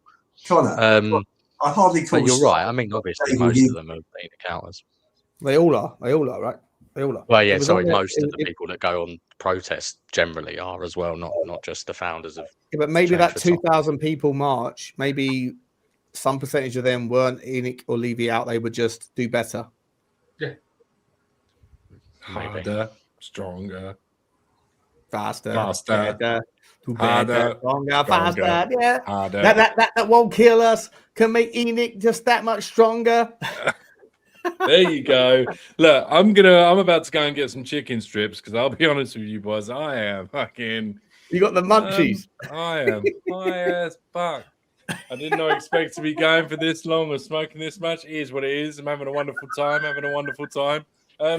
16.66%. I worked it out. 16.66% of this panel. That's me at the very least. Would like to touch on some second half football if we can, because we have sort of gone round in the circle and I think touched every base we can with this bollocks. So can we talk about some promising performances and what we've got coming up? Is that all right? Do you mind? 100%. Thank you, Drew. Saviour. Now. It was a brilliant second half. It was a brilliant second half. I thought Simmons was outstanding. I think it was Gallagher's best performance, probably. Palhinha was brilliant. So yeah, it was a really, really good second half. Are we buying into Drew is perfect. Say that again, Sean. Sorry. Are we buying into Kolo Muani? Is the fact that he's been told you're not going anywhere, you're staying at Tottenham, is he now going to start to put in some shifts like today? He worked hard today, didn't he? He did work hard. I don't know, mate. Still, we'll see. We'll see. Can he get himself up for games like Burnley and Wolves, perhaps? Maybe it was because it was City today. I don't know, but yeah, no. I thought it was a good performance. The second half, the first half was terrible, wasn't it? I love the fact that Drew's asked us to pivot in a new direction of the conversation, and then at the same time pucks off. I love that picture. I think that picture is absolutely spot on. True. It's like he's just. That's just basically what he's been like for the last hour, isn't it? But don't you think we're seeing a different Xavi because he's got Solanke in front of him, right? I think that's a major reason why all of a sudden, Xavi looks like he's a bit of a better player. And that's because and Udogie on the left-hand side. Thought Udogie was outstanding on the left-hand side today. He showed so much energy to get up and down. And the two of them gave Xavi some targets, and some space to run in because they occupy their men. So I thought it was a pretty good all-round performance in that second half today. Right. Let me grab some super. Sorry, Luberg, if I can, just sorry, I didn't realise I've been so smashed up in this Levy debate thing. I haven't done the super chats. Top Shelf Spurs says I was going to walk out at 75 minutes, but it was such a pivotal time in the game. I'd rather stay and support the team. Simple. Yeah. Listen, I definitely think that the game state. I think that Connor said that earlier. The game state sort of magnified or manipulated the intent there. Appreciate you, Top Shelf Spurs, mate. Sorry for the delay in getting these guys done. Sorry, guys. The M Georgiou, big up to you. I've never seen your name before. Big up to you, mate. Hope you stay around. He said, a big up to Sean and the channel. Love your Spurs take. Honest, fact-backed, balanced. Appreciate that. I'm feeling a positive shift with the team. Let's stay united as a fan base, and I hope the team keeps improving. Yeah, after tonight, after the last few games, I definitely am not Frank out. I never really was Frank in. Certainly wasn't. I never said Frank out either. I never thought there was an obvious replacement, and I think we are seeing better. So until we lose again. Even if we lose again, it'll be meltdown City again. Let's be honest. The next time that we lose to whoever, it doesn't really matter who it's going to be. Like the general, undercurrent, if you like, is just general malaise of just kind of like not achieving what we think we should be achieving. So it's like there's a momentary with Europe. Much like when it was Poch's demise, like Europe was basically like a plaster over the general state of the club, actually, from a league capacity, right? And It's the same situation here. Great. We always turn up against Man City, but that's not what determines, that doesn't determine your campaign. What determines your campaign is when you're getting turned over by West Ham, Wolves. We weren't turned over by West Ham. We were unlucky to lose the game in the last minute.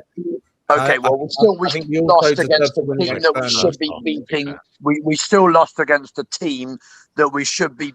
I think there aren't many of us fans that think, do you know what? Like, that's not a team that we should be beating, and not only beating, but probably beating comprehensively.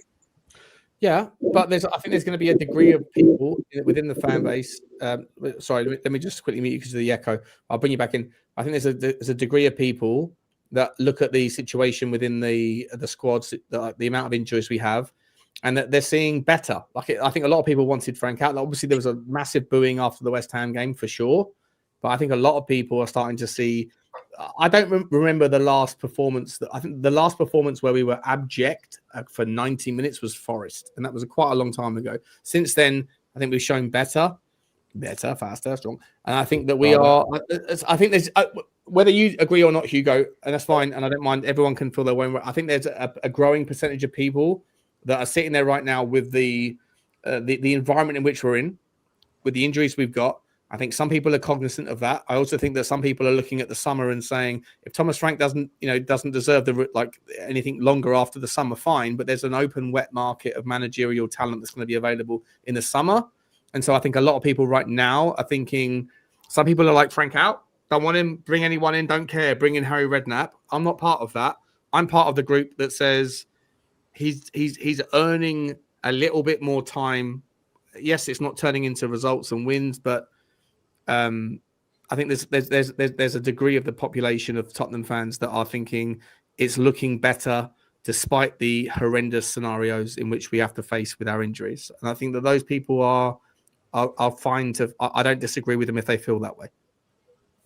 So I'm someone that believes in like the points in the table lie. Where are we in the table? Sure. No. Where are we in the table? 15th, 14th. 14th. We're still in 14th. Yeah. In order for you to you're identifying green shoots, that's great. But if your green shoots are growing at the same rate as the other green shoots, I would argue that you're not progressing. You're just treading water. Yeah, but if we're using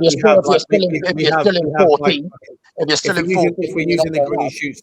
If we're using the green shoots analogy, Hugo, we have like fucking rock coming in. We've got like fungus coming in with virus. Yeah, but the point I'm still making to you is if other clubs are, germinating green shoots at a rate either equal or faster than us, then I would argue that while you're not wrong that there might be signs of green shoots at Spurs, it's irrelevant if you're not heading in a northerly direction in the table.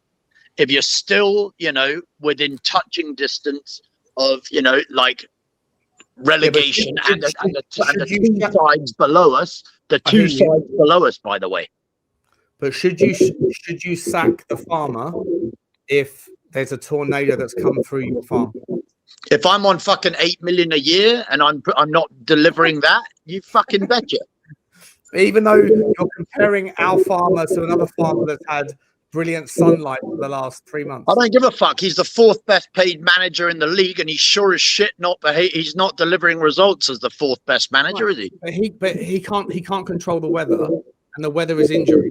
No, but he can control like the tactics he's used, and he can control, what order and whereabouts he puts them on the pitch.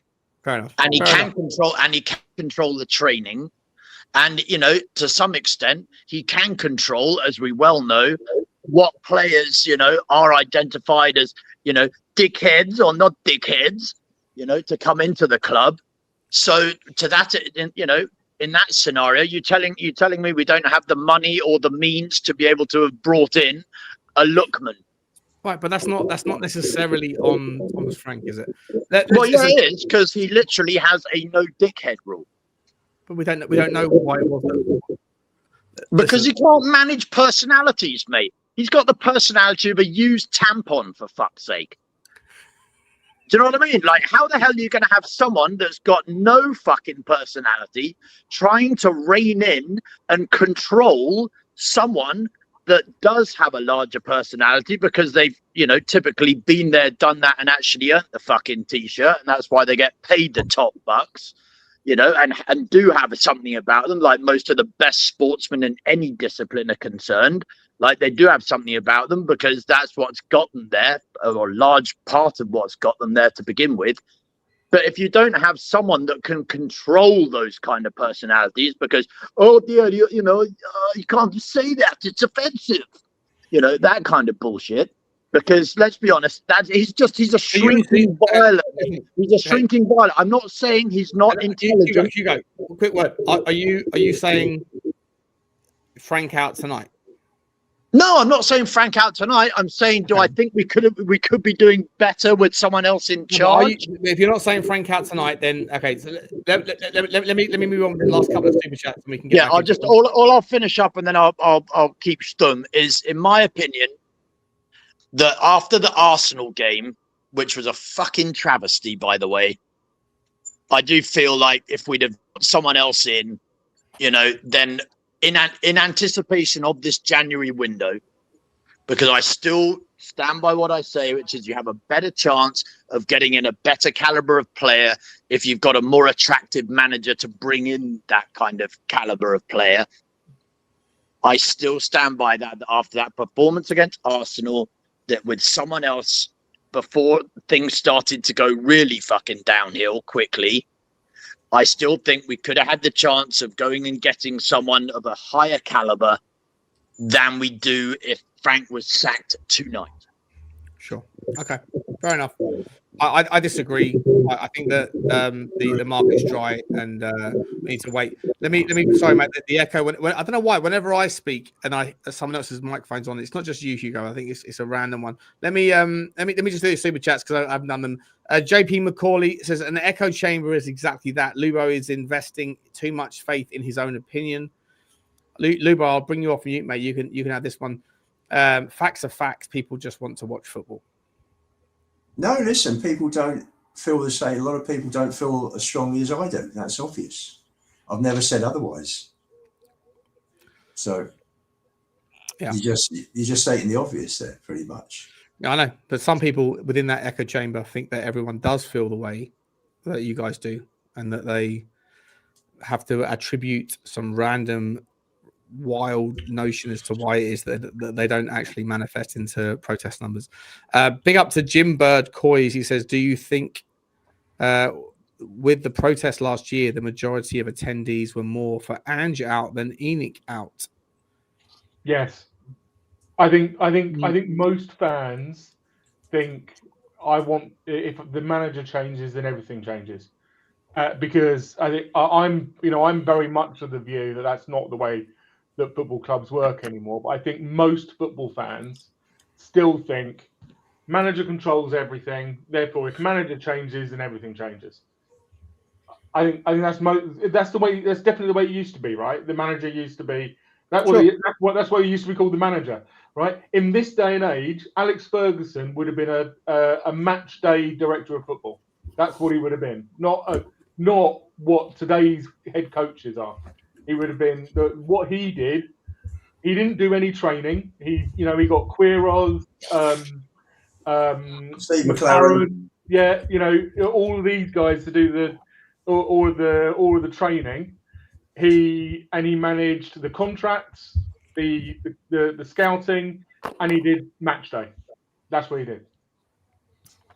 And that's not the way that it works anymore. So that's the way it works anymore. I don't think Alex Ferguson would have been wouldn't have had the longevity.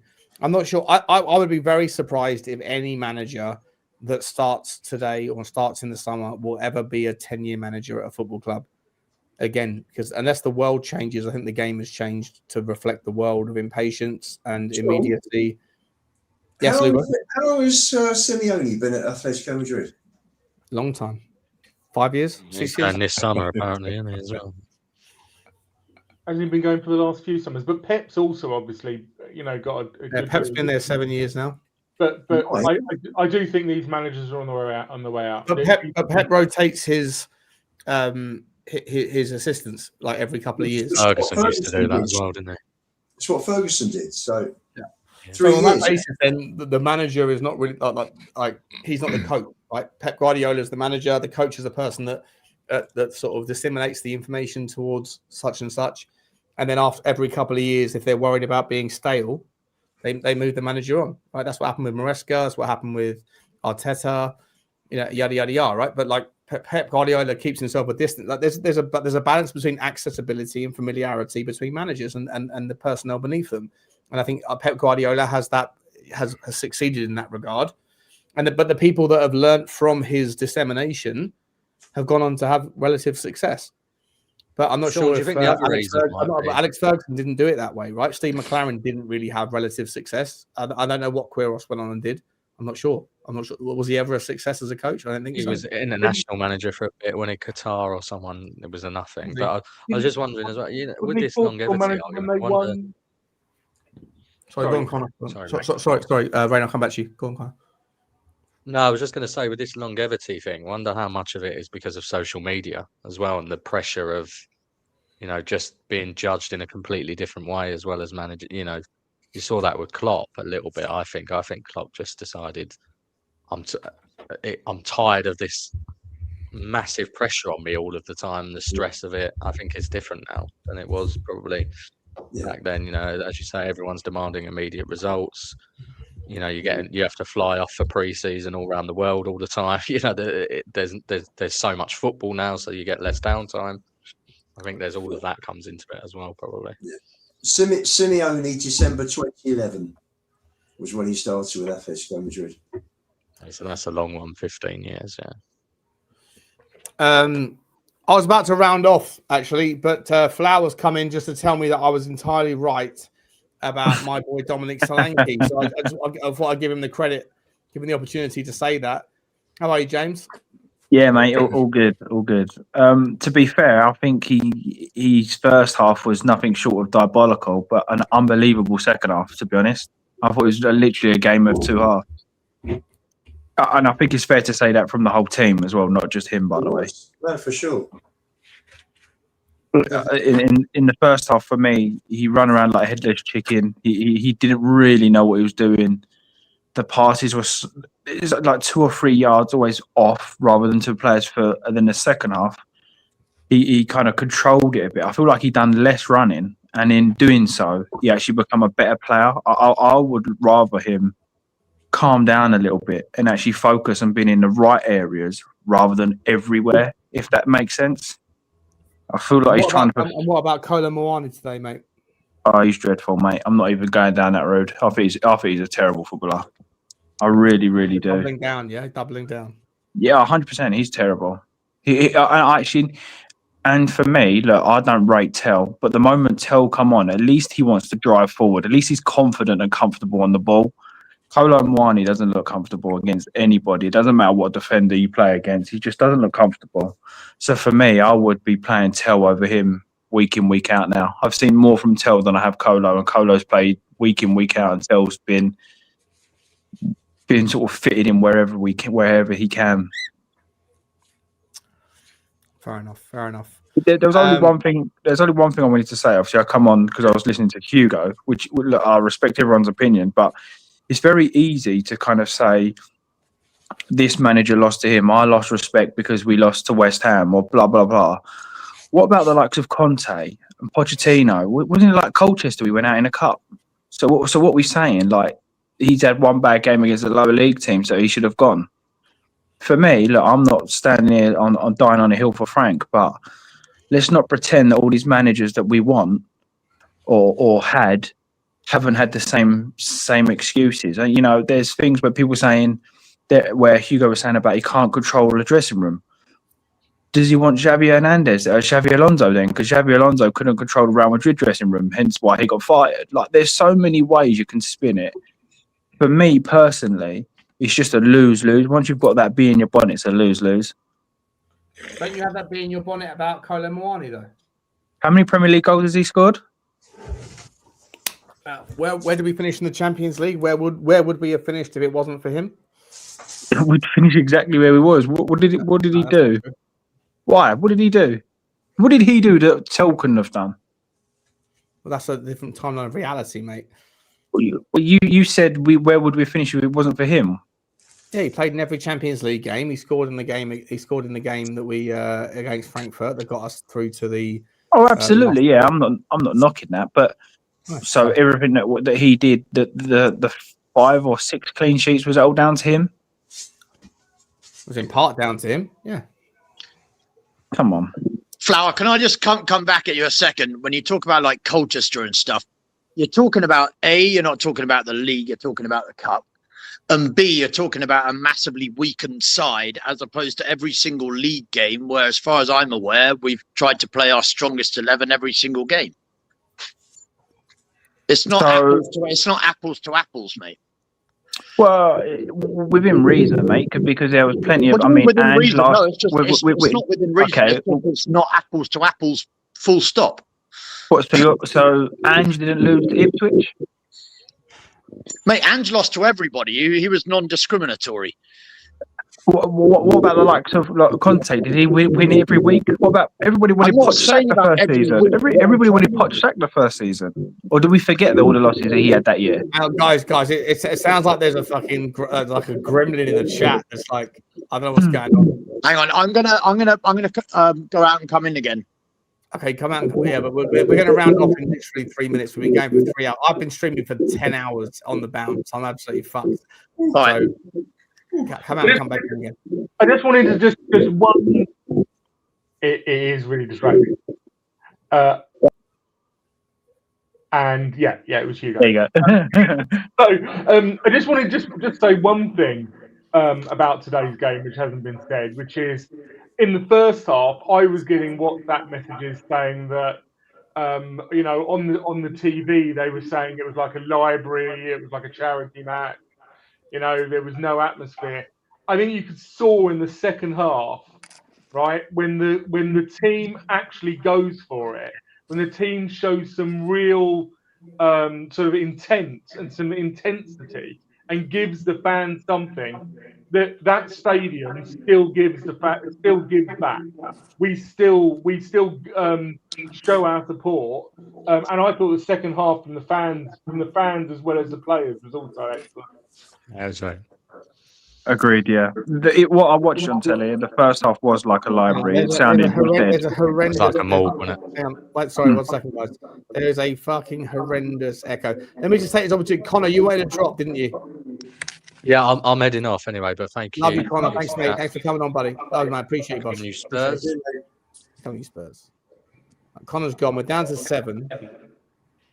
I have to figure out what the fuck's the echo. It might be Hugo's mic because it wasn't there I'm when you on left. mute, so it's not me. There you go. We're okay now. Are we okay? Yeah. We're good. All right. Sorry, Hugo. I'll bring you back in. Can we just press pause for a second? You're going to have to need a refresher and carry on, boy. You're going to need a refresher and you got to go again. Get some chicken strips in here. Get a couple of glasses of water. Let's go. I've got a bottle of water. I've got a bottle of orange juice. Johnny, how long were you waiting in the background, mate? I had no idea. Don't worry, mate. Don't worry. I'm like all over the place today. I'm meant to be catching a plane to Miami tomorrow morning. I'm about as honestly, I'm about as prepared as the French were for the German invasion. Listen, Johnny, were you waiting for a long time though? No, it wasn't, mate. Okay, good. I didn't hear a ding. No. Listen, guys, I noticed I got quite a bit of abuse from people today on my tweet. I just dumped them out. But do you know what the abuse was about, Sean? I haven't seen your tweet. Have a guess. I've been streaming for 10 hours, mate. No. But do you know? Have a guess what the abuse was about. See if you can guess. Kolo Muani? No. It's not about any of the players. Or Prawn sandwiches. No, I'll tell you what it was. I was still in the stadium when the final whistle went. Oh, well, like everybody else that went. I said like all the other 60,000 numpties. I said if we're in the game, no one's leaving in 75 minutes, no matter what. And I could not believe how many people have messaged me. You don't support the. I said like, what happened to the other 60-odd thousand that never left? Tell me something, because I've just got back, so I don't know any news. Obviously, I gave you the team, Sean, the day before in the afternoon. But what I don't understand is, number one, what happened to Romero? Because Romero, about 15 minutes before half time, was looking like he was about to lose it. He was going through challenges. He had a go at Archie Gray for apologising to Rodri. He came up to me and go, what the fuck are you doing? Apologising to Rodri for God.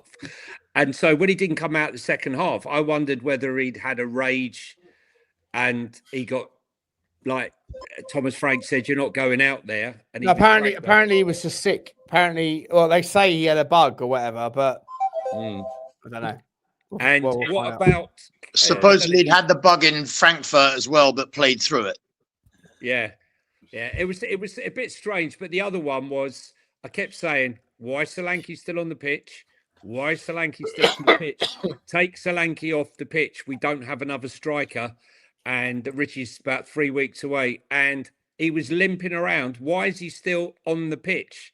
Right? It was the same old story. And now he's gone off. Have we heard anything on that? Yeah, he's okay. He twisted his ankle, but he should be okay. The same ankle, by the way. Yeah. But listen, I thought Tottenham were they were the better team in the second half. The first half, I think it took 25 minutes for them to work out they have to be physical, Johnny, and go back. City don't like it up them. They hate it. They hate it when you go after them. Like they're technical boys that they want space, and when you go after them, that they don't like it. I thought Tottenham learnt in the game, in-game management, and I have to say, I thought Thomas Frank nailed it today with his substitutions for the most part. I hear you about like delaying certain things towards the end, but I thought the timing of Odegaard and Tel was good. I thought, obviously, if Romero was sick, Pape Sarr, the pivot to a 4. I thought Thomas Frank gets all the plaudits today. I think anyone that's going after Thomas Frank in isolation today, you're wrong. I mean, listen, let's be honest, right? You've lost 14. I've lost count how many. 15 players, 14 players, however many it is now. And you're up against a fully fit Manchester United team who had a plethora of riches on the bench, who are going for the title. And if you can't see the pluses in there, I thought Paulinho was absolutely awesome today. That second half performance, Paulinho, mate. Unbelievable. I'd fucking marry that geezer. Honestly, if he could get me a green card, like you, Hugo, I'd marry you if you weren't already married, mate. I need a green card to America. I'm already working it with Drew. But if Paulinho had a green card somewhere I wanted to go, I'd marry the geezer. I'd do unspeakable things. He is a smash merchant. Sign the freaking contract. Mate, get him signed up. All this. Sign that geezer up. Give him the captain's armband, by the way. Unbelievable. And listen, big up to Xavi Simons today. That working out in the gym, he's some of the challenges he was putting in that he loves it as well. He loved it. He was thriving off of it. And I was thriving off of it. I was vibing off of it. I was quite funny in the beginning, right? I think it was about 8 minutes in, something like that. And Semenyo, Vic had made a really good save from Semenyo. And he's standing there. I can't remember who it was on the sun. I think it was Destiny. Yeah, it was Destiny holding the ball on the touchline. And I said, Thomas Frank's plan, stay on the touchline for the next 87 minutes, holding the ball. Mate, we grew into the game. I thought Tottenham, if I'm honest, if over the 90 minutes, did a team deserve to win? Over the 90, I would say Tottenham we did. Yeah. I mean, 6 shots on target and a big up before I forget. Sorry, guys, I'm just having a rant. I thought Vicario, who I give a lot of shit to, he still can't distribute. He still hasn't got a brain to distribute a ball and everything. But 2 unbelievable saves. The one from Cherky in the first half. What a save that was. Also, Conor Gallagher had his best performance tonight. Yeah, he's a super press, isn't he?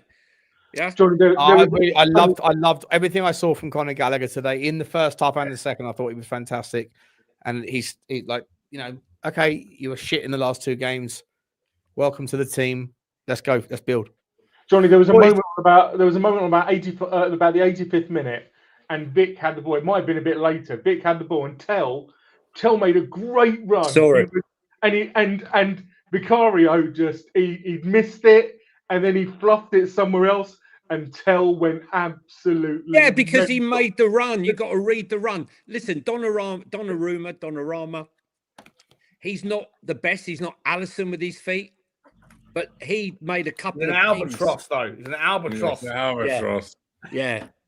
He made 2 fantastic. I mean, when you see your player making the runs, Kolo Muani as well in the first half was trying to make a diagonal run from the outside in, and Vicario's missed it.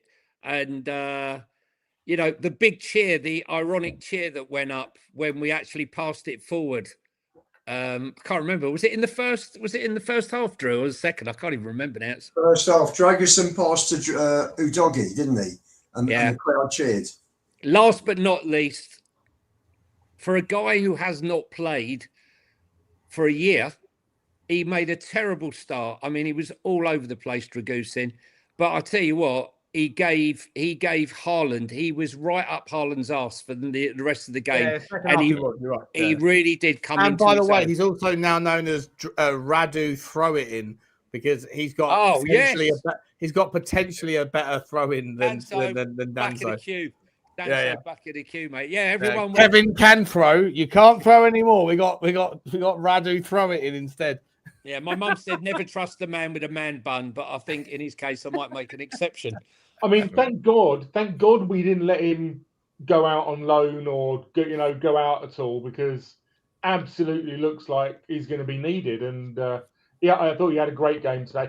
During the first half, Haaland was actually trying to drift off of Romero, who had him in his pocket, and onto Dragusin, and then and then he was getting nothing there either. Dragusin had him as well. So although Haaland's just a beast, isn't he? But Dragusin was absolutely fantastic today. Really, really good. Yeah, I thought Ryan Cherky was fantastic for them, and Bernardo Silva in the first half. Yeah, Cherky had Udogie in a world of problems in the first half. Yeah. 100%. I didn't think Udogie was very good today, to be honest. I thought he struggled. No, first half Udogie was poor. Defending, he can't defend. That's the issue. Second half Udogie was the creator of about 30% of our chances, by the way. Yeah, I get that, but from my point of view, I feel like everybody up their level in the second half, and even like with Dragusin, Palhinha you can't sit there and say because he had a shit game in the first half and everybody. But I don't feel like he.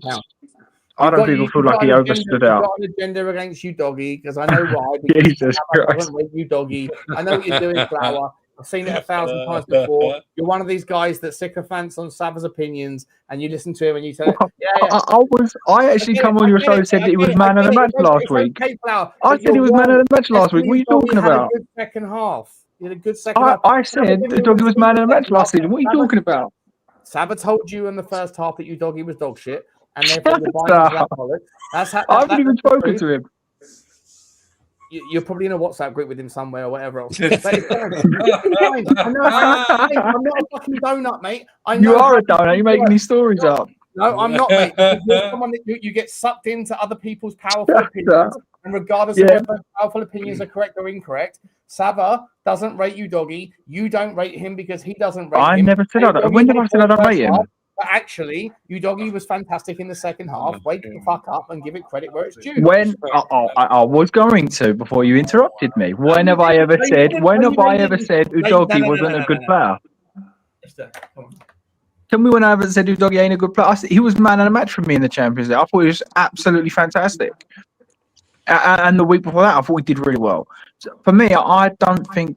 I don't know. I think his positioning is a very good, and I think that he looked good the last half an hour. And look, I don't rate Tel, but I thought Tel was the main cause of that. I thought Tel was so lively and driving his man, he left the space for Udogie. That's my opinion. I feel like the first half, when he was relied on to actually make space himself and create stuff himself, he didn't. The moment Tel come on, he drove his man and created the space for him to overlap into. So that's my opinion on him. Can I just say what was really worrying me, James, was the last 15 minutes. So that's sort of 85 and the extra time. I thought Udogie was going to go down injured. He was seriously struggling. Right, he was pulling up his short, like rubbing the thighs inside. When you haven't played and you play to that intensity for that long, thank God we got no midweek games because we're out of everything apart from the Champions League. But I think with a week to prepare, it's just, can we get some wounded soldiers back? Because look at the bench. Mm-hmm. It's hard though, Johnny, isn't it? It is hard because I completely agree with what you're saying. And I agree even with the Dominic Solanke. I thought it was excellent second half. I agree with what you're saying. But when you're turning the screw and you've got your foot on their neck do you take them players off and allow that pressure to get back into it, or do you just keep it on and on? So I do agree with what you're saying, short-term gain and all of that.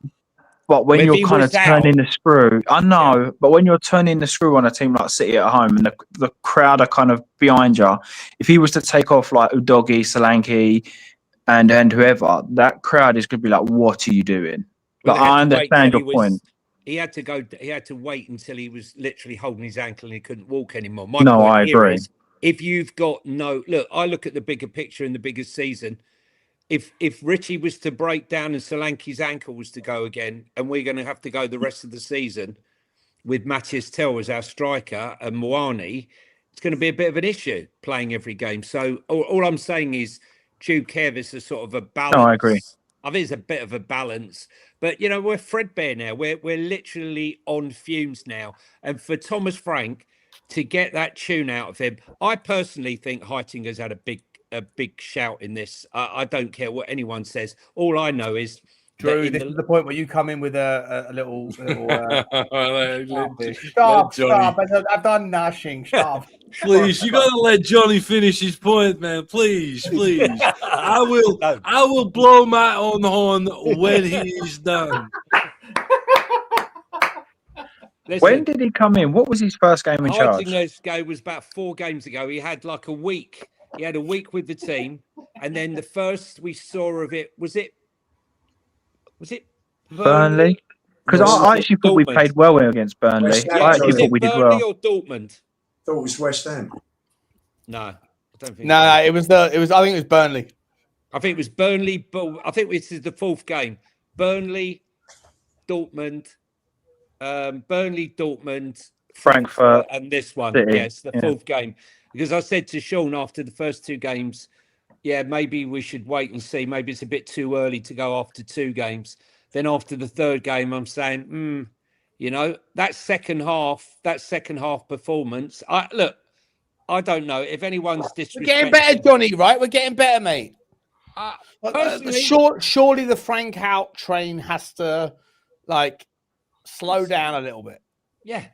It was running out of steam. What are we going to do? Hugo's already. Listen, I love Hugo. He's a new man in my life. I love Hugo. He's brilliant. He's fantastic. Hugo, you're with that green card, yeah, for the crew. But I obviously read anything for a green card. I feel like I understand Hugo. I don't know anything about him, but I feel like having watched his texts on the WhatsApp group and hearing him speak, I know which side of the line Hugo's line is. I'm there with you, mate. But I think that you're part of the crew of people that have made up their mind on Thomas Frank, and you would rather go in a different direction. And I think on this one right now, with respect, as much as I love you, and I do, it's an early love, but I do love you. I think you're probably miss. I think no, not wrong. I think no one's right or wrong, but I think that probably. Fuck off, I am. My perspective on this is, I think that right now there's nowhere better that you go. I think Thomas Frank has earned a bit of a reprieve. He's on the floor right now. He's got no players. He's being hounded by the fans. He gets abused everywhere he goes. Right? It ain't easy, but he's knuckling down.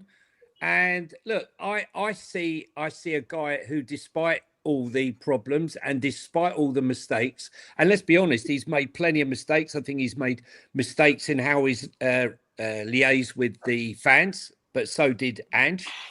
Ange did the same. So, did you hear, Johnny? Pardon?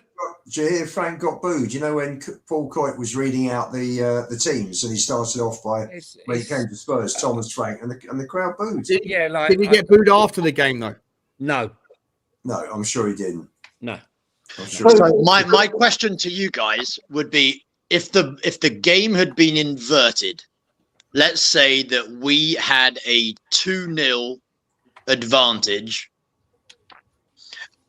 after the first half, for argument's sake, and then they came back and they scored 2 against us in the second half. How would the game have ended with the same result? That's actually to Frank's credit, right?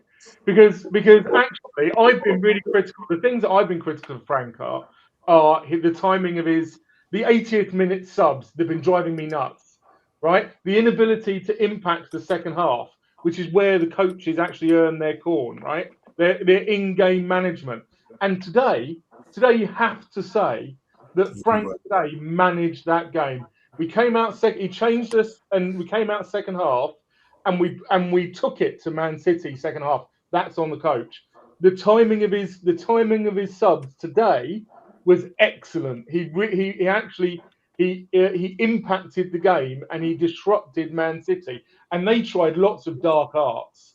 They tried lots of dark arts to try and to try and stop our momentum, and we didn't let them. I think Frank takes a lot of credit today, and I think a lot of people are now seeing Xavi playing better. Yeah, and I think that's linking up with Udogie. I think Udogie does do that interplay, whereas Spence wouldn't. Oh my god. So I'm going to head off now, mate. The one question I do want to ask, which is, it's every single week it seems, is that we play for 45 minutes, don't we? We have one good half and one bad half. It's been that way for so long. This has been that way for as long as I can remember. We've only got 14 players. Maybe so we got 14 players out. Maybe when we get the other 14 back, we'll be able to play for two halves, eh? Yeah. Yeah, but hang on a second. Like I think we played two halves against everybody this season. Frankfurt. No, I think we played Frankfurt. I think we played two good halves against Frankfurt. I think we were good against Frankfurt. We haven't had one game this season where it's been maybe the first City game where it was like 90 minutes where we were on. But you know what? Given the circumstances we're in, and given the circumstances that Manchester City are in, basically a full strength team, desperate to win. It's not like City they can take their foot off the gas. City needed to beat us today. Everything to play for. And they had everything, like more than everything, more to play for than we did. And we were dominant over them in the second half with threadbare options. And we had two players playing, Palhinha playing as a right-sided centre-back or a right-back, Archie Gray. Listen, anybody that's going to sit there and say, on the balance of all that context, we were shit, you've got an agenda and you're a fucking idiot. In my opinion, I've got no time for that bollocks. I don't care if I offend people. I don't care. I hate it, Drew. Let's just realize where we're at, who we were up against, and what actually manifested. I think we deserve to win the game. Maybe Manchester City fans might find a reason to argue against it, but I think the first half they deserve to go in 1-0.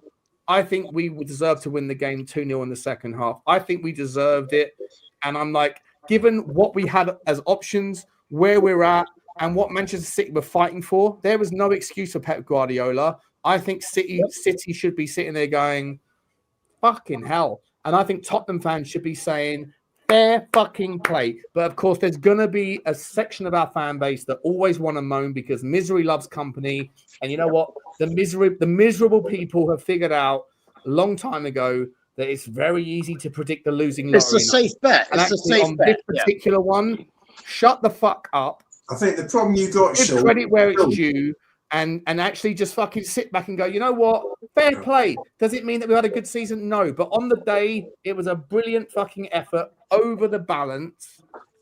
And actually, it should be celebrated. Not that people will find a reason to moan, but we shouldn't. Yeah, today I'm not looking to, take the gloss off, like a good point today. We can all agree, I don't think hardly anyone saw us getting, a point. Well, I actually predicted 2-2. He did. All right. Smart ass over there. Very good. I mean, but to be fair though, before the game when I asked, nobody called it Hugo. Right, but my point on Frank is my point on Frank is just that I'm trying to look at it from 20,000 feet of the whole season.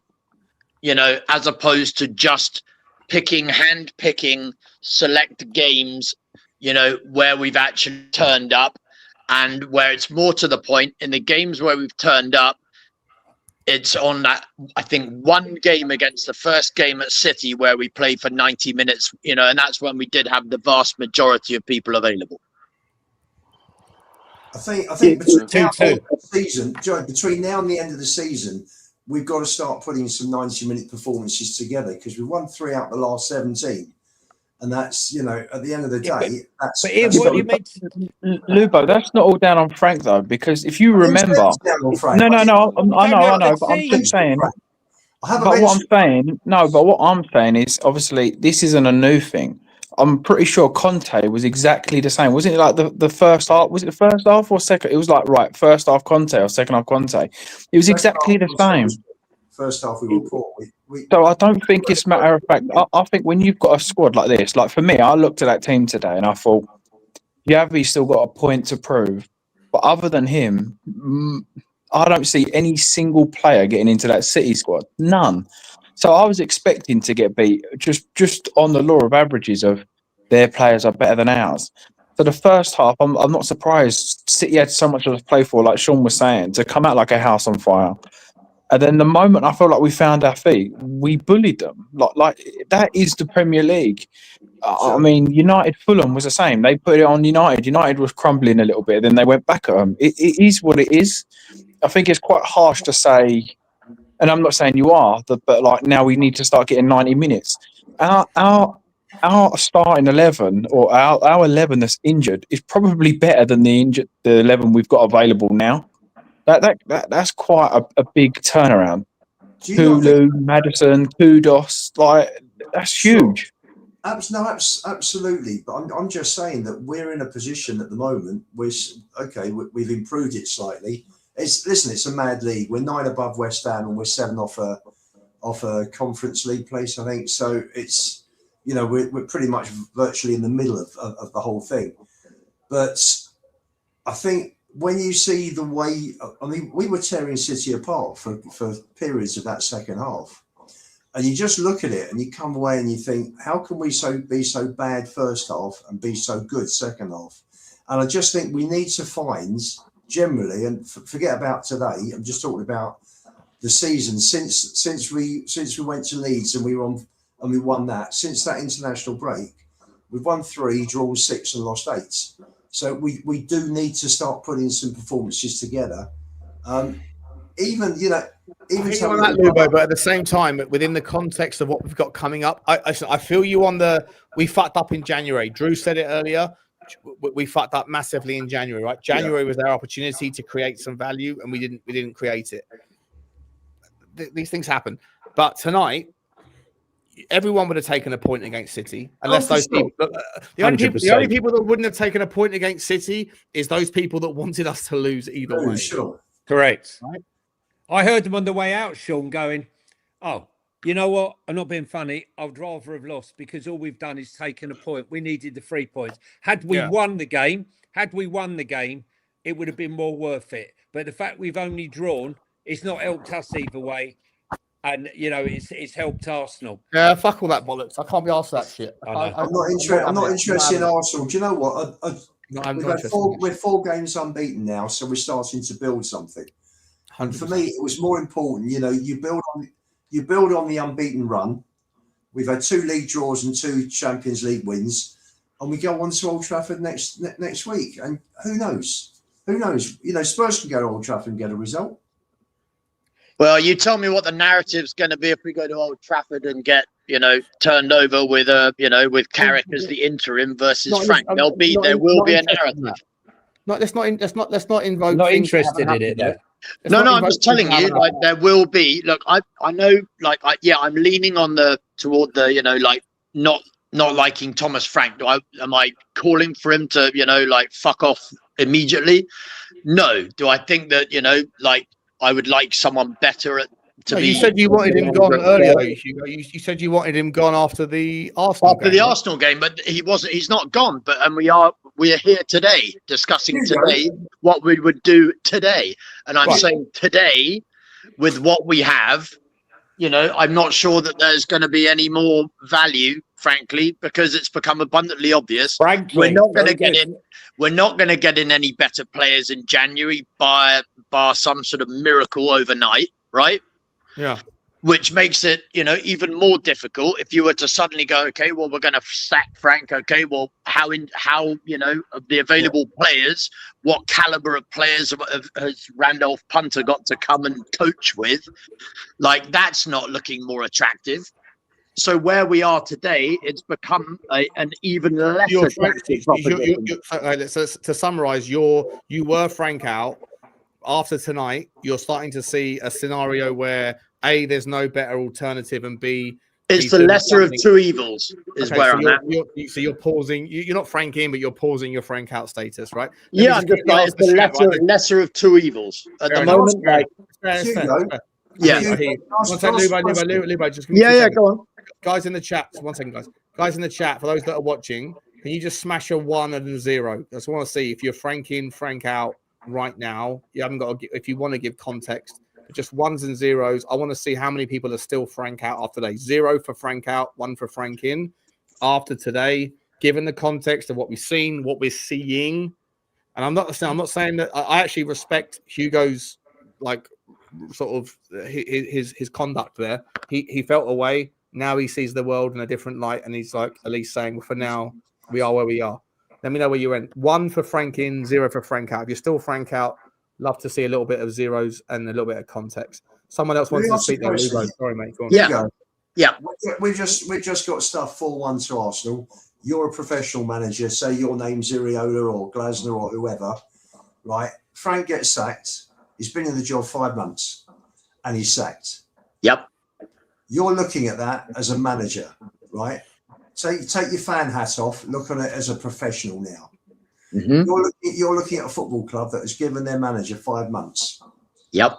3 months since the season started, just over 3 months. You're looking at that. Are you thinking that's a safe bet? Are you looking at that being a... I don't think any manager going into any club looks at anything as a safe bet. No, but hang on 1 second. 5 months? You don't think that's a short period of time? Do you not think? Yeah, of course it's a short period of time. But equally, if I nowadays it's a results business, right?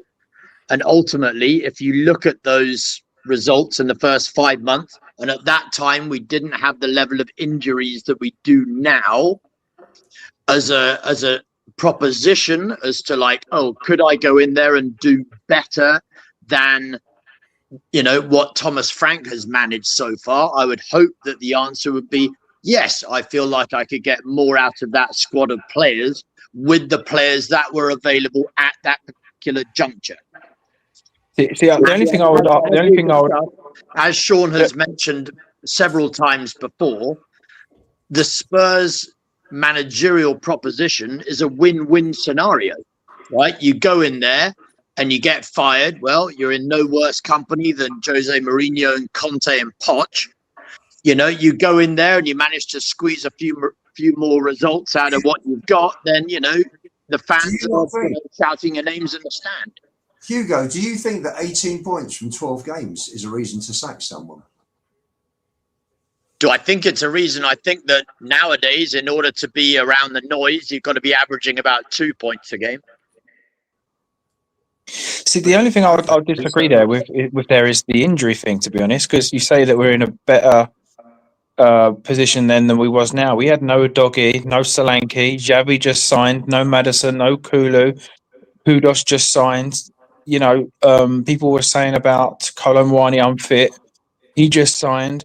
So to be honest, I actually think it's the opposite. Now, whether Dominic Solanke, we're talking about immediately after the Arsenal game. Well, that's silly. Surely we're talking. You spoke about all the results at the beginning of the season. Now but then what Lubo asked me was about after that Arsenal game. He asked me about that after that Arsenal game versus now. But there's a lot of games before that as well with bad results as well. Yeah, but particularly I'm just saying at that juncture after the Arsenal game. So your likes of your Xavis and your Kuduses had obviously had time to get acclimatized or used to playing in the side. My point being is that all things considered, and with the injuries that were in play then versus today, Like, I think, yeah, I do disagree, to be fair, and I think it's really harsh to judge somebody that quick. Because if that was the case and was basing it on that, I'm pretty sure Man City won the league before Pep come in, and weren't they like fifth or sixth most of that season and finished fourth? And that was the season before they won the league and they dominated. Pochettino was the same.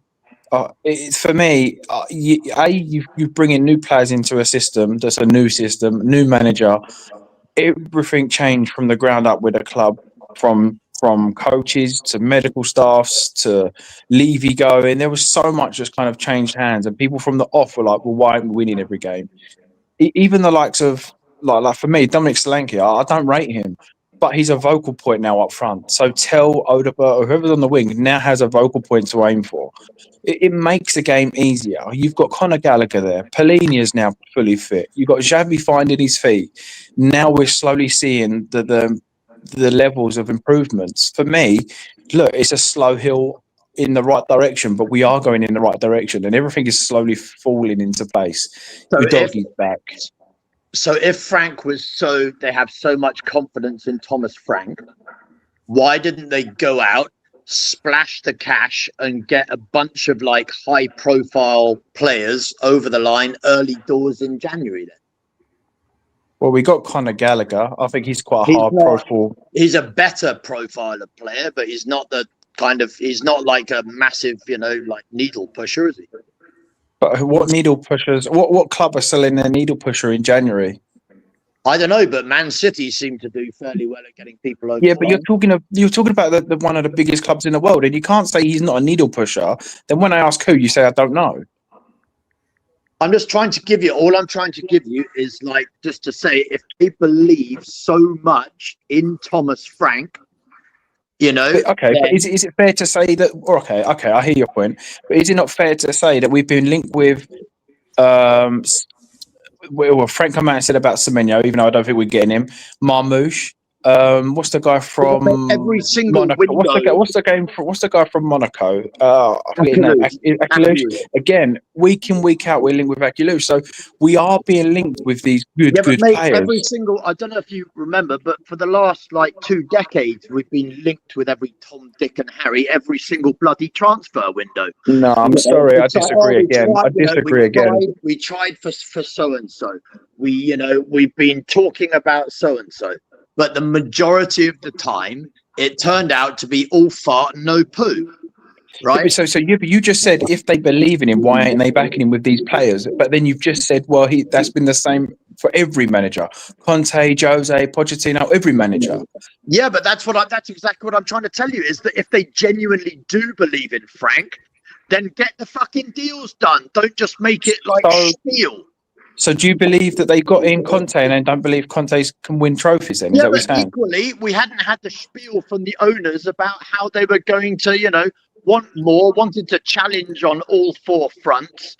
And, we're going to be putting in a whole shit ton more money into the club in order to go out and sign people. But what's that got to do with Frank improving the performances? I don't get it. They publicly declared to the world that their new intentions were above and beyond where they'd ever been before. But you're creating a whole new argument. You're actually not even answering anything I've said. You're now talking about the board. I was talking about Frank improving performances with the squads getting better, players coming back, and then now you've turned on and said, well, if he was good enough, the board would back him and blah, blah, blah. But they've never backed anybody. Given the level of injuries, how do you anticipate the squad getting better unless we sign people?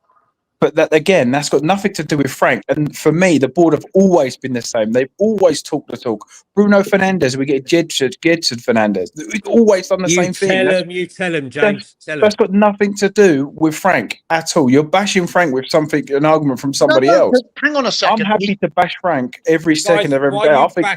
Sorry, guys, just very quickly. Sorry to be rude. Right, while you guys are bashing each other, I've got to go and bash my suitcase and get packed. I'm up and got to do a few things. Ian, I'll try and do a video for the 5, just because I know Stell's going to be coming for us. Like his halftime posts. his halftime posts were embarrassing, mate. Embarrassing. He went very quiet second half, didn't he? Yeah, he did. He went very quiet second half.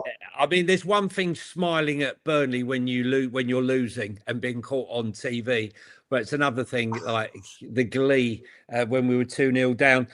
Drew, good to see you, mate. And good luck with the rest of the show. And I will speak to you while I'm away, Sean and Lubo. Yeah. Take care, mate. Safe trip to Miami. James. Take care. Johnny. Cheers, Bye, buddy. mate. See you later. Bye. See you, mate. See you. Hugo, what you're talking about the recruitment team now not doing their job back in Frank. What I'm talking about That's is a different hang on a second. So what Because James is saying.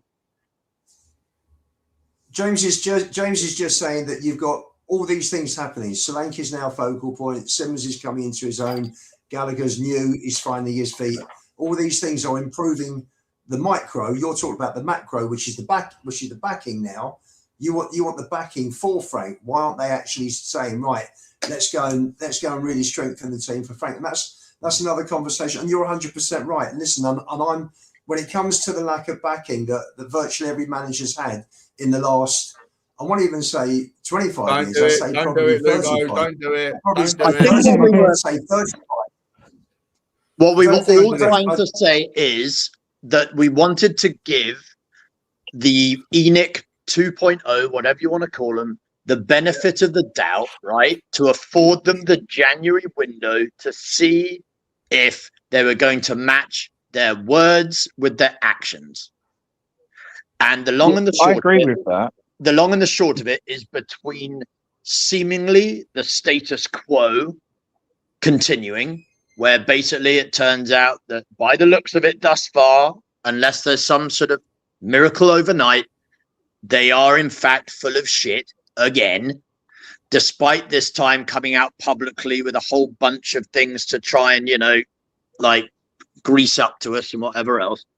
Between that and between Frank's no dickhead policy, because let's be honest, try and explain why we wouldn't go and get the likes of a Lookman, because if you're looking for a left winger, the other ones we've identified injured. Lookman's just won player of the tournament at AFCON. He's playing Bissouma. What's that? He's playing Bissouma. You could say Bissouma's a major dickhead with his Bissouma today. He was awful, by the way. He was awful in the first half. Absolutely awful. He was, wasn't he? Second half, dreadful. It was absolutely atrocious. First half. Second half, he was very, before he came off, he was magnificent. I thought. Sorry, that's a massive stretch. Sorry, not the wrong adjective entirely. I thought he became alive when he had Pape Sarr in the midfield next to him until he came off. I thought he was brilliant. Again, brilliant's wrong adjective. Listen, I just want to make sure because I think some people are saying in the chat they've got to go. Drewski, are you still there? Are you leaving the show? I don't know if Drew's gone off. He's comatose, mate. I love Drew. I'm off. Sean, I'll see you. You off, Lubo? Sean, I'll see you tomorrow night. Love Thanks, you, Lubo. mate. See you, mate. Take care, buddy. Thanks very much. Spurs 5. Take care, mate. Very happy walking around. Much better today, wasn't it? Much better. Well, yeah. Much better. Second half was chalk and cheese, mate. Chalk and cheese. Love you, mate. Cheers, Wasn't it, Lubo. Josh? Take care, buddy. Cheers. See you, mate. Oh, we have to get up pretty early in the AM to find me comatose. So I'm. I was just letting everybody. It's like the Undertaker. Just when you think he's dead and buried. You know me, Sean. I like to sit in the background. I know, mate. I know what we're dealing with here. I know that this Drewski can be 100% invested. You can't hear me, but I'm going to big him up here. Drewski can be 100% animated. He can be straight in, straight up, and then he can take time out and go for a little bit some breaks or whatever it is that he's doing. All right, and then he can just dive back in again. There's no comatose with Drewski. This guy is built differently. Sorry, mate. I'm missing everything you're saying. I can't hear a word. Hang on. You're not missing anything, Drewski. He's going to figure himself out. Listen, we've been going for 4 hours. I've been going on this stream alone, bearing in mind that I woke up this morning and did a stream at 11:45 on Football Inc. for an hour and 20. It's aggressive. Here we go. Now I can There he hear you. is. Yeah, I can hear you again Let's now. get rid of the Sorry. other version of you. Just get rid of the other version of you. Oh, hello. So- Yeah, fuck him off. Well, there's two versions of it. Fuck him right off. How we do it? There we go. Listen, what I was just saying, I Drewski, can't was hear. net- Now I can't. Are you muting me somehow? Because I can't you hear don't- you again. no. I don't know what's going on. We can hear you, mate. Can you can hear us now? Muted my mic. You okay? Can you hear the us? headsets? Oh. I'm gonna unmute him until. Either way, all I'm saying is that we have been going. I've been going with Drewski since 2 p.m. No, what was it? 3 p.m. 3 p.m. with him. It's now 10:30 at night. It's been a fairly long session. Let's be entirely honest. Is Drew back? Drew, are you back? Can you hear us? Can you hear us, Drew? No. All right. It's probably a good time. It's probably a good time to round it off, I think. Yeah. Yeah, it's perfect. I'm about to watch Rosie win the Farmers. You're about to watch who? Do what? Rosie, Justin Rose. Oh, okay. He's about to win the golf. Listen, we're going to round it off. It's been a fucking long stream. 4 hours on this one, 3 hours on the previous. And it's about time, I think, I went to bed. Oh, I've just poured myself another cider, so maybe I'm going to go and I might do a rabbit hole ramblings. Anyone fancy a rabbit hole ramblings, a late night rabbit hole? You know, let's go and do it. Let's talk some shit about fucking random shit. You know, talk about the electronic wave shit. Yeah. Let's talk about 5G. Let's go and figure out what's going on with those. Drew, can you hear us now? I can hear you now. Yeah. Yeah. No, just back, make sure you back. put your house on the market before you put the pod out. Okay, All right. Listen, it's been fun. Drewski, what I was saying when you couldn't hear me was I said you never write off the Drewski. And so he might come in hard and long and strong, and then he might take a couple of hours out getting his munchies figured out. But he's never fucking comatose. This man's always ready for more. Always He's ready always ready for more. Always sucking in the receipts. Don't you worry. Born ready. Born ready. Born ready. Listen, massive shout out to Hugo. Long session this evening, mate. 4 hours of your time. I really appreciate it. Cheers, fella. Thanks for Mate, having me on, man. speaking my bollocks. No, dude, listen, dude. I don't know. I haven't known you long, but I love you. I love you. I can tell I love you. You're one of the boys. You're one of the lads. Cheers, mate. Appreciate it. Drewski has been around for like 8 hours today of his time working with the butt plug. I love you, Drewski, mate. Absolute fucking legend, mate. Always a pleasure. We're going to get Drewski set up on Instagram. We're going to get him an impression. What was it? What was the phrase? Was it Drew-pression? Drew's pression? Depressions oozing or something. It was impressions drooping, I think was the that was the name. We're going to sort that one out. We're not having that fucking Drew pression dripping or whatever. Yeah, we're not doing that one. We're not doing the dripping, mate. We ain't doing that. And listen. To the young lad who's like doesn't fall far from the tree, Mr. Jasper. We're gonna get you on. We're gonna get you on the next show, okay? So Hugo, we're gonna get your son on. We're gonna bring him on. See how he handles in front of 1,000 people. But Jasper, big up to you, my man. All right, appreciate your time, mate. And guys, we're gonna say massive thank you. Flower, James, as always, mate. Can't wait to mudge you tomorrow because you just follow whatever Sabbath says. You know. Sabbath says, you say, you know, Sabbath says, Sabbath says the sky is black. You say, yes, it is, even though it's daylight. That's not true. I actually think you're all right. I never said that. Is Flower on Sabbath's payroll? Okay. Good times. Listen, I'm actually going to hand you over to Sava. Guys in the chat, I'm going to hand you over to Sava right now. So for the 500 people that are still here, let me go and stick in the redirect. Please say Spurs or Shawnee redirect or whatever you want. Let's get him over there. Let's get him going. And guys, I don't know how he's managed to get home and still fancies a stream, but we're going to do it right now. So we're going to send you all over there. Smash in Shawnee redirect. Drew, thank you so much. Hugo, Absolutely, thank you so much. Flower, thank you so much. Big up to Lubo. Big up to fucking Johnny. Matt. Big up to Johnny. Big up to everyone that came on just now. It's been a wonderful afternoon. Tottenham did it. I know a lot of you want to see Man City take on Arsenal, but all I care about is Tottenham. And I think today was a victory in some parts. So I'll be back tomorrow. with footballing early doors and more from the Spurs Talk Show, and Rabbit Hole might be coming soon. But either way, oh shit, I haven't done these. Sorry. AU just says, hope we sign Polinia. What a unit, proving himself 100%. Yep. Love that. Love Polinia. He's my favorite player right now.